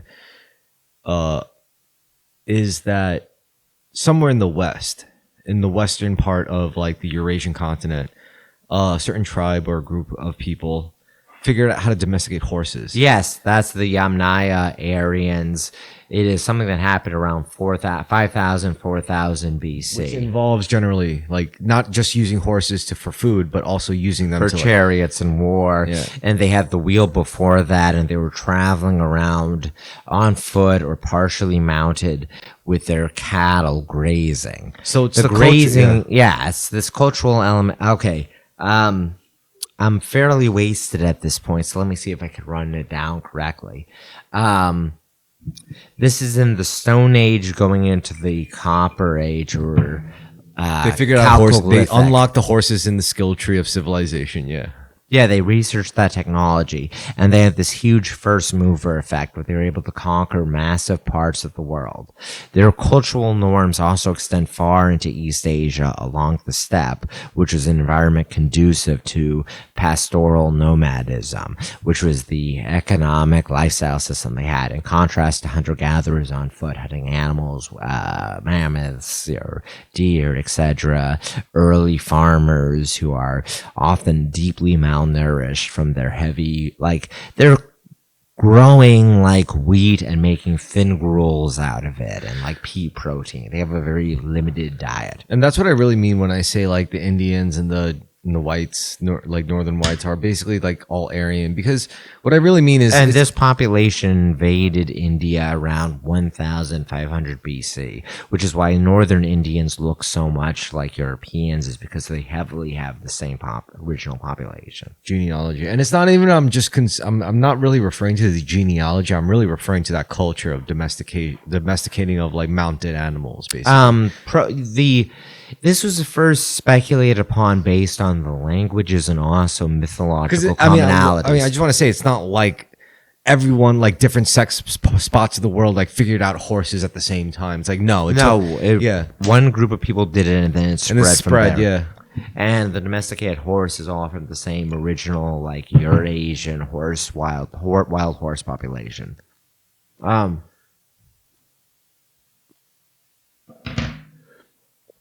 This is originally noticed in language because there's fundamental similarities between most European languages, Persian and Sanskrit. And going from that, guys in like the 17th, 18th century were linguists speculated, learned about, and recreated the original language, that Proto-Indo-European or PIE or Proto-Indo-Aryan. Holy shit, you know what I just realized? What? If you were to do an expedition in any like wild environment, whether it's like a freshly terraformed planet or somewhere on this planet that we've never explored before, horses are the best bet. Like mounted animals compared to like something like, where there's no gas stations, there's no like ready source of like crude oil to be able to fuel your combustion machines, It's noteworthy that Amerindians, the second population to live in the Americas. The first Native Americans, Hispanics, are descended from a second wave of migration to the New World from Siberia, which is why they brought the Bering Strait. I mean, they brought No, they hunted the horse to extinction originally, and then Europeans reintroduced horses to the Americas. But when, the Spanish, when you had Christopher Columbus's voyage and then Spanish conquest of the New World, they reintroduced horses that did not exist in Europe, did not exist in North and South America at the time. Mountain animals, they really are the way. For like expedition.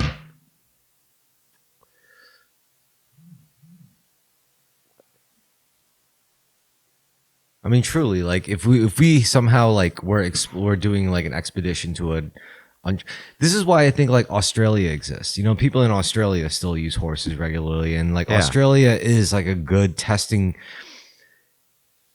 It's like if we wanted to test the technologies after we successfully terraform the planet, we should use Australia as the jumping off point for colonizing Mars, occupying Mars. Australia is truly the wildest place on the planet.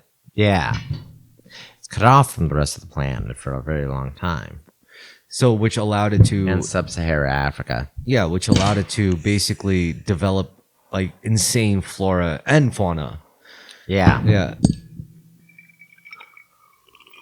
I mean, when you have an isolated biological environment, it's like you're gonna see crazy shit that's capable of fucking destroying you. But which is why, like, I mean, people are saying like Australia will be uninhabitable within the next 100 years.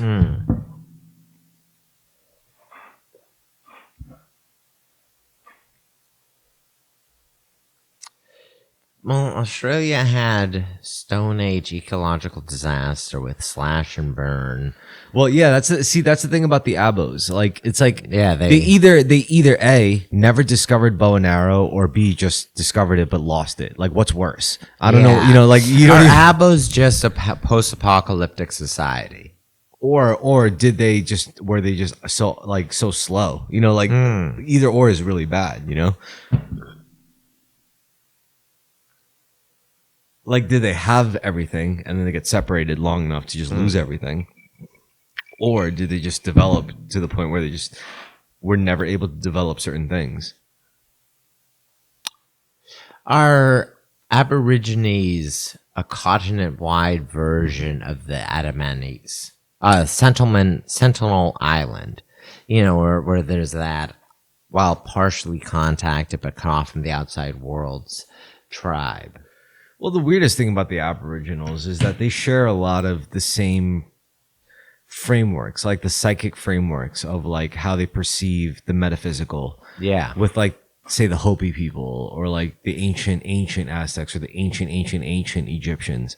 Because, when we think of ancient Egyptians, we think of like 2,000 years ago, but the true ancient Egyptians are 6,000 years ago. I was told like 20,000 years ago. Possibly, if a base of older civilization. Yeah. Supposedly it was like Egyptians being a successor to another civilization. Supposedly 2,000 years ago, ancient Egyptians had their own archaeologists who were digging shit up from like, for us, like 20,000 years ago. Who knows how much of that was lost? If there's at least I mean, as a materialist, there are certain things that are immutable, like a flood. Yeah. Another thing, flood definitely happened. I don't believe in metalworking civilizations prior to recorded history. Oh, like Tartaria? Yeah, I don't believe in...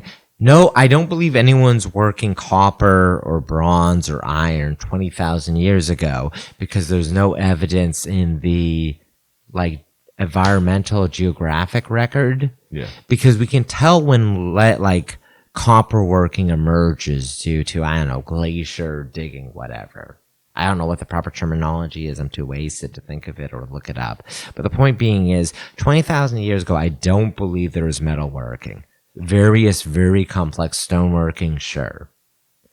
Bone, wood, things like that. Yeah, no, I agree with you. I don't believe in like ancient the Egyptian people 20,000 years ago in North Africa and the Middle East, there's definitely something like a civilization there, but they weren't making iron stuff and they weren't flying spaceships around. I don't believe that because there's just no evidence. Oh, that like the ancient astronaut theory? Yeah, I don't. Yeah, yeah, yeah. I don't think there's enough evidence to suggest that. No. I totally.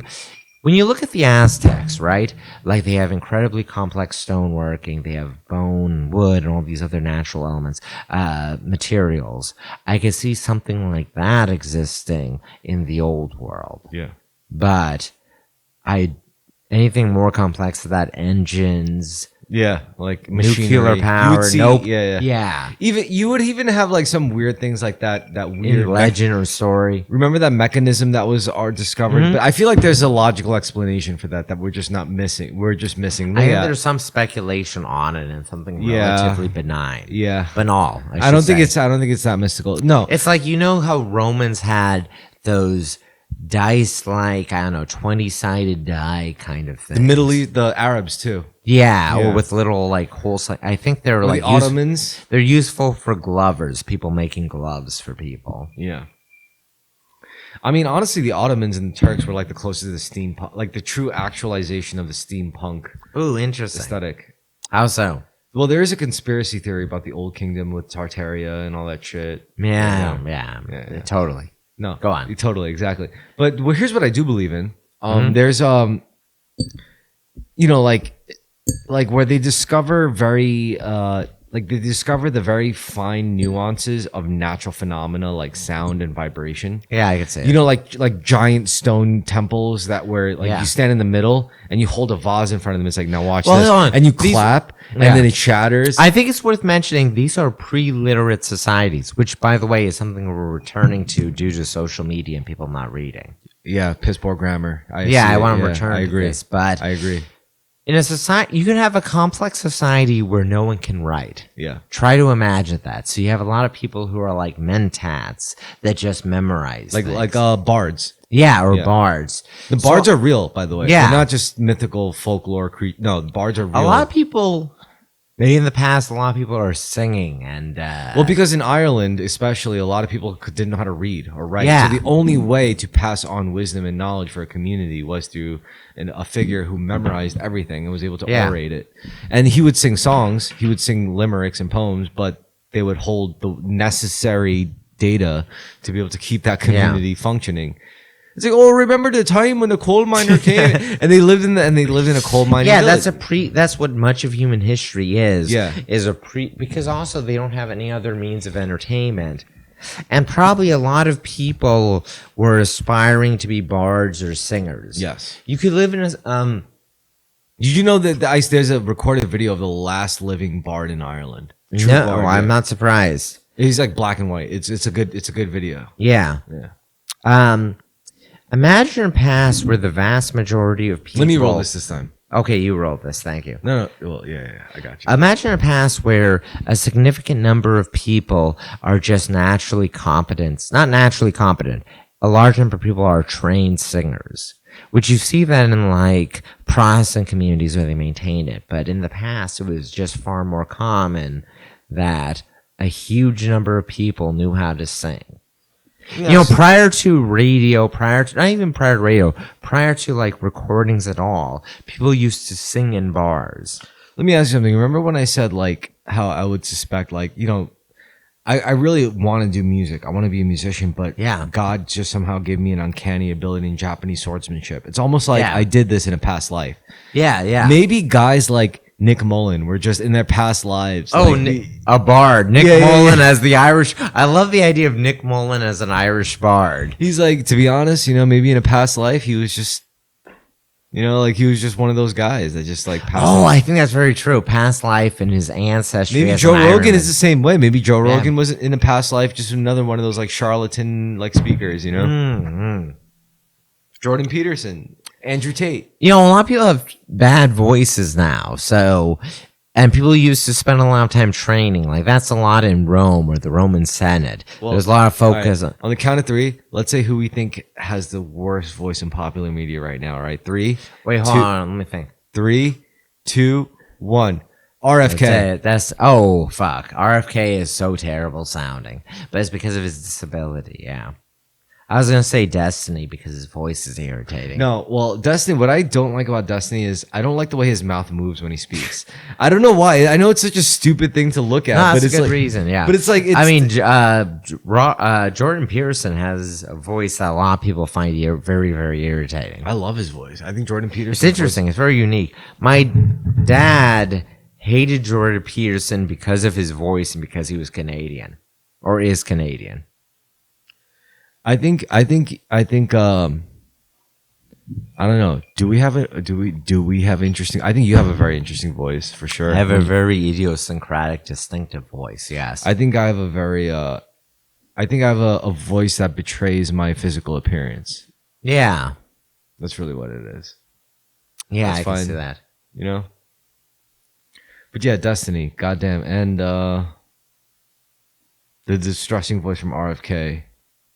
Is because of his partial vocal paralysis, which is really insane. It is insane.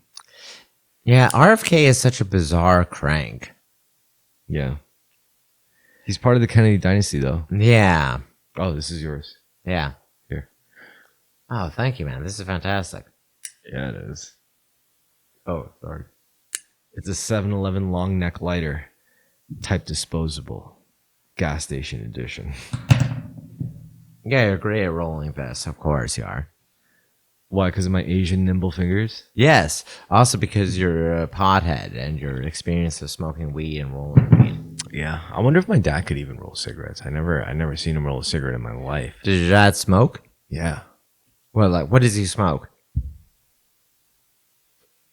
He smokes Marlboros. I smoke Native American spirits. Native American spirit, yeah. Yeah, natural American spirits. Would your dad smoke Chinese cigarettes or not at all?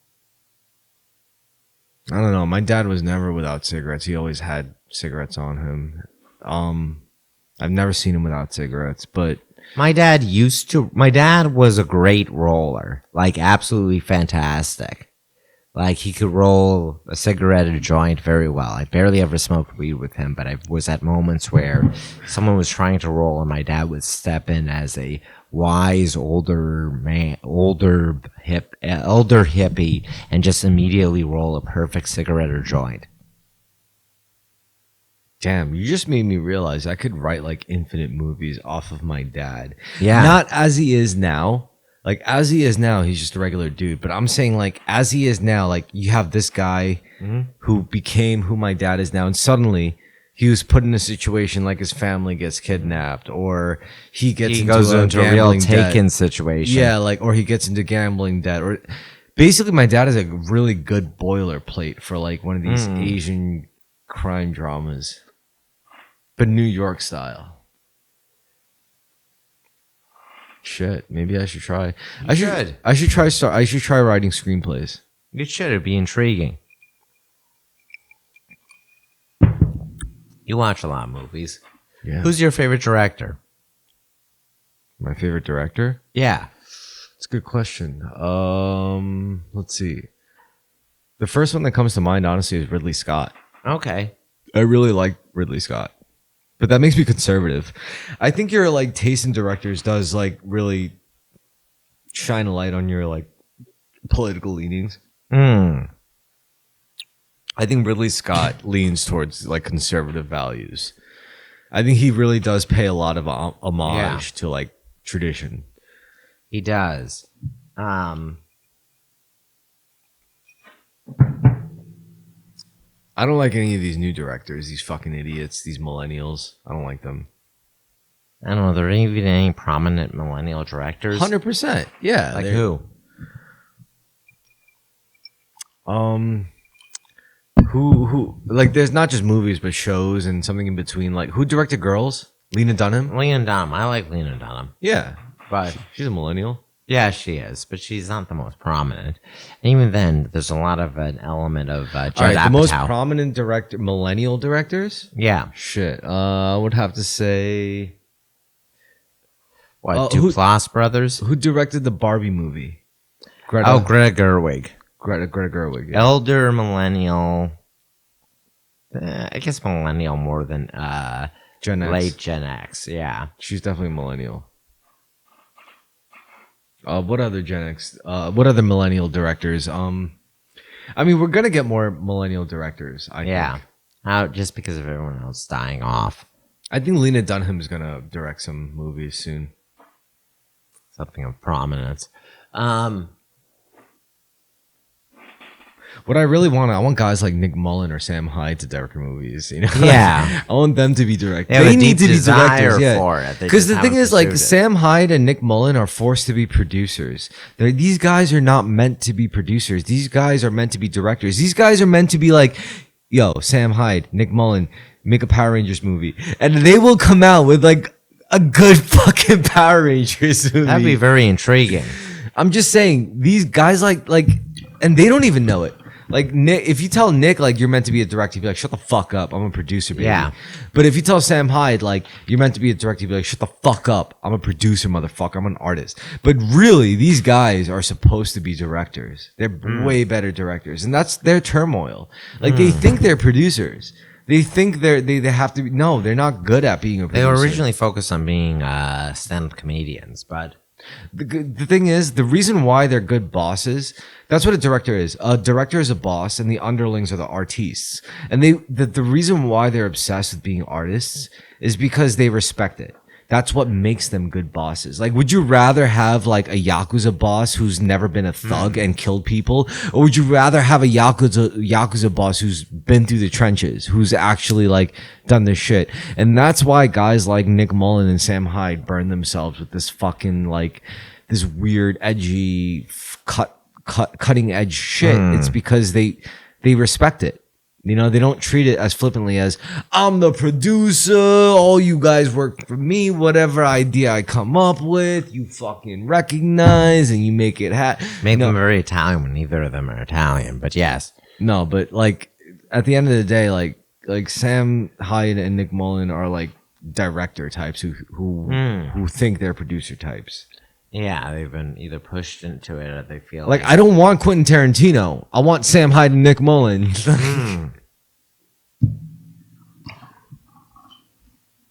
Because, like, you know the difference between a producer and a fucking director. Yeah. It's just the economy of the entertainment industry got so hostile, so disgusting, that directors were basically put out of a job. Directors are the most disrespected, like, people in the movie industry. No one gives a fuck about directors. Everyone gives a fuck about the producers because they get all the money. Nowadays, everyone gives yeah, a fuck about especially- the well, actors because the even before. actors get all the screen time. No one gives a fuck about the directors. In fact, the directors are the In problem. the 70s, they cared about directors, but yes. Yeah. But it's all a cycle. You know what? Guess what? Directors and writers, authors are going to make a comeback. The authors are going to give the directors the material and the screenwriters the material. The writers are going to... I mean, writing is not even going to make a comeback because writing never died away. Like, writing never even had a low point. Writing has always been the constant, true art form. It's holy. As long as you have a literate society, yeah. At first, there was the word. Ah, true. What's our time at? We got like 5 more minutes. Okay. No, actually, we took a break, so we got like 10 more minutes. But Okay. we could chop it up for 10 minutes, easy. Yeah, it's true. We could talk about... What? The Super Bowl we mentioned before? No, there's an argument. I don't want you to travel. I don't want you to go away. I don't want you to leave New York and travel. I want you to stay here and Really? build something cool with me. Thank you. Well, I mean, I don't mean you to thank me for. I was being selfish by saying that. Like, Interesting, though. Tell me, so you don't think I should leave New York for a while? no, I want you to get your own place, and I want you to stay. I want you to stay and build this thing with me. Because, I mean, I've done this podcast with a lot of people. It's just I feel. You feel like I'm a particularly permanent partner. Of course, yeah. Yeah, I appreciate it. And that's true. I'm someone who shows up consistently for it. Not just that, but it's also who you are. You know. Thank you. Yeah. I mean, there's no one else I could talk for hours with, like, in a sensible way.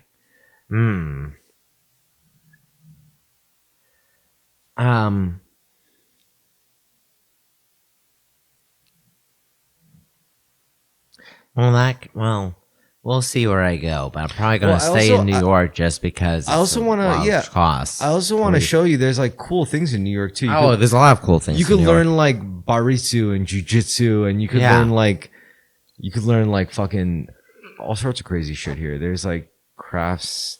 I mean, because I'm guessing you like crafts more than like, I don't know. You'd rather do that than like coding or something. That's very true. Yes. Yeah. For long-term career goals, yes. But I don't know. I mean, if I were to make a guess, and where you would really want to be is fashion. Yeah, I know you mentioned fashion before because I am very interested in it. I don't think I mentioned before, but I think I just Not on the podcast, but I'll roll one more joint and we could tie it off with that joint. But yeah, yeah. I think you're a fashion guy. I should be focusing. I would be actually. I do like sewing and tailoring, but I'm not very good at it. So I should take a tailoring class. All right. So how about this? I'll make you Yeah. a deal. After I get the technical elements of upgrading our production, because I have like I've showed you my bullet journal, so it's like Yeah. I have a timeline for like upgrading the production of the podcast. So after we do that, like maybe even set up the beanbag chair thing that we talked about. But Yes. I don't know. Maybe you could decide what we wear on the podcast, or you could help me design the apparel. That sounds nice. Yeah. Yeah. The Terrorisk apparel. Yeah. Yeah, I gotta make a new batch of shirts anyway. People have been asking me about it. I gotta give them some of the gear. Print more stickers. And if I could make Having a Terrorisk party, you mentioned. parties. Yeah. Also, it would be nice to make like, I don't know, short films. Yeah. Expand the media environment. And it doesn't have to be like narrative. It could be informative. It could be technical. It's like, here's how to survive being a fentanyl addict. And, Ooh, yes. yeah. Or here's how to survive surviving on like $5 a day in New York City. Starting on $5 a day in New York City is a very interesting goal. What are you looking for? Oh. No, I'm just looking for the right size papers. Yeah. So yeah, surviving on $5 a day in New York City. You don't think you could do it? I think I could do it, definitely. Yeah. Yeah. It's been a while since you've had to live that way. That's true. You're right. But I used to live that way all the time. Yeah. I used to live that way too. Never forget. Never forget where you come from. That's yeah, very exactly. important. The minute you forget. Because, like, that's how I look at it. Like, no matter how much I have now, if you took it all away from me, I like to think I'd stick. Yeah, same, actually. Yeah. Yeah. Which is like, you should always be like that, even if you're like a billionaire. Like, if you took this Yeah. all away from me, like, I still know This who. man Babylon. Yeah. Yeah. Like, I know who I could hit up right now to give me like $10,000 off the cuff, and I could easily place that exactly where I know it'll like turn into like 15 grand, give him back the 10 grand, keep my 5, buy a suit, get a job. You know, like, you could do shit like that. Yeah. Such the beauty of life, or beauty of Well, there's like, maneuvering through it. yeah, they It's say, a real benefit to live your life as a broke nigga for a while. yeah, they say God will provide. Yeah, it's true. He does. Yeah. But so that brings me, all right, I got the last topic we could talk about. Go ahead. So, you know about like Nietzsche's concept about the Ubermensch. Yeah. Ubermensch, yeah. Do you know about Kierkegaard's Night of Faith? Yeah, I do. Yeah. So, Leaping, dancing, faith in God. Yeah. well, it's like Some there's kind a of lot of pro-existentialist, similarities, yeah. right? Except There the is. except the fact that the Knight of Faith believes in God, Yeah, it is. That's whereas very the true. Ubermensch has no need for such a thing. Yeah. So, you ever think about the parallel with Star Wars? It's like how the Knight of Faith is like the Jedi, and the Ubermensch is like No, the Sith. because I wasn't a big Star Wars guy, but go ahead. I'm intrigued by this. The Jedi as the Knight of Faith and the Sith as the Ubermensch. Yes. Go on. I mean, you've seen the Star Wars movies, yes? Yes. So you know at least about the Sith and the Jedi, and Yeah. they're like competing ideologies. Yeah. The Sith believe in power, whereas the Jedi believe in harmonizing with the Force and balance. Yeah. Same thing, in my opinion. I think there will be a war between the Ubermensches and the Knights of Faith. The Ubermensch will be like the guys who get Neuralink, and the guys who just like max out everything, like look max, fitness max, money max. Yeah, faith. as you see them. Whereas the Knight of Faith is like just becoming one with God. Yeah. You know? I mean, that would be a very interesting scenario. It would be, actually. That'd be a lot funner direction to take this series, but I always like the idea of a gray Jedi, you know? Yeah. Somewhere in between the Knight of Faith and the Ubermensch. I'm good, thank you. Oh, come on, take a hit. I painstakingly Okay, rolled you this one. Why are you messed up? I am, yeah. Can you make it home? Yeah, I can make it home. All right, good. As long as you're not that messed up. No. But I am fading fast, but yes. Fading fast. How are you doing? Me? Yeah. I'm always good. Yeah, you are. Maybe I just built up. I drank too much, but not enough to drink too much, you know? Yeah. Just too much to build up a tolerance, I guess. Yeah. Drink a lot. I don't smoke much anymore, but... Well, I don't know. I mean, smoking is it's just fun. It's not a necessity. Yeah, it is. Yeah. I like tobacco. Tobacco's good. Smoking is good. It's a good stimulant, you know? Yeah, it is. All right, so Anyway. yeah, you want to travel, do you? Yeah, I do, because I never did, and it's actually surprising that I never did.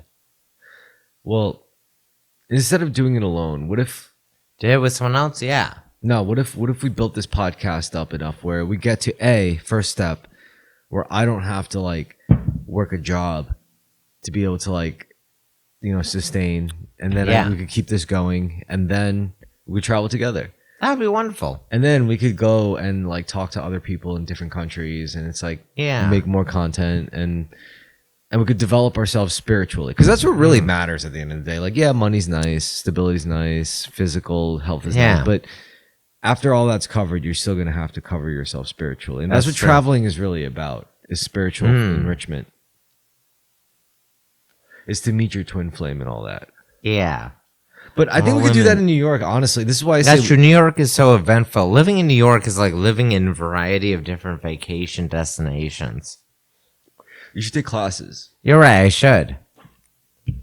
Do it like, I don't know, like in April. Start in April. Yeah. Yeah. Good 2 months, a month and a half out. Yes. Yeah. And then like pick something that you're like, oh, this'll... Month and a third. Yeah. You're like, this'll work. Mm-hmm. And it could be anything. It could be dancing classes. It could be cooking classes. It could be language classes. It could be martial arts classes. Anything. Yeah. I mean, you'll also meet a lot of people, a lot of different kinds of people. That's true. Would. Depending on what you pick as well. Yeah. Imagine it's like, I expect you to pick something like like a architect. I like to pick a sewing class.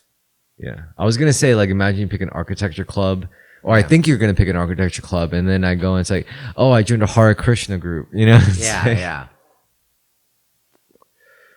Or it's like, you join like a meditation retreat group. Yeah. That would be possible too. Hare Krishna, no, I think there's so many restrictions, but otherwise, yes. Yeah. No, but I can't imagine you in a sex cult. No, I can't either. I'm too Take a hit. neurotic about sex.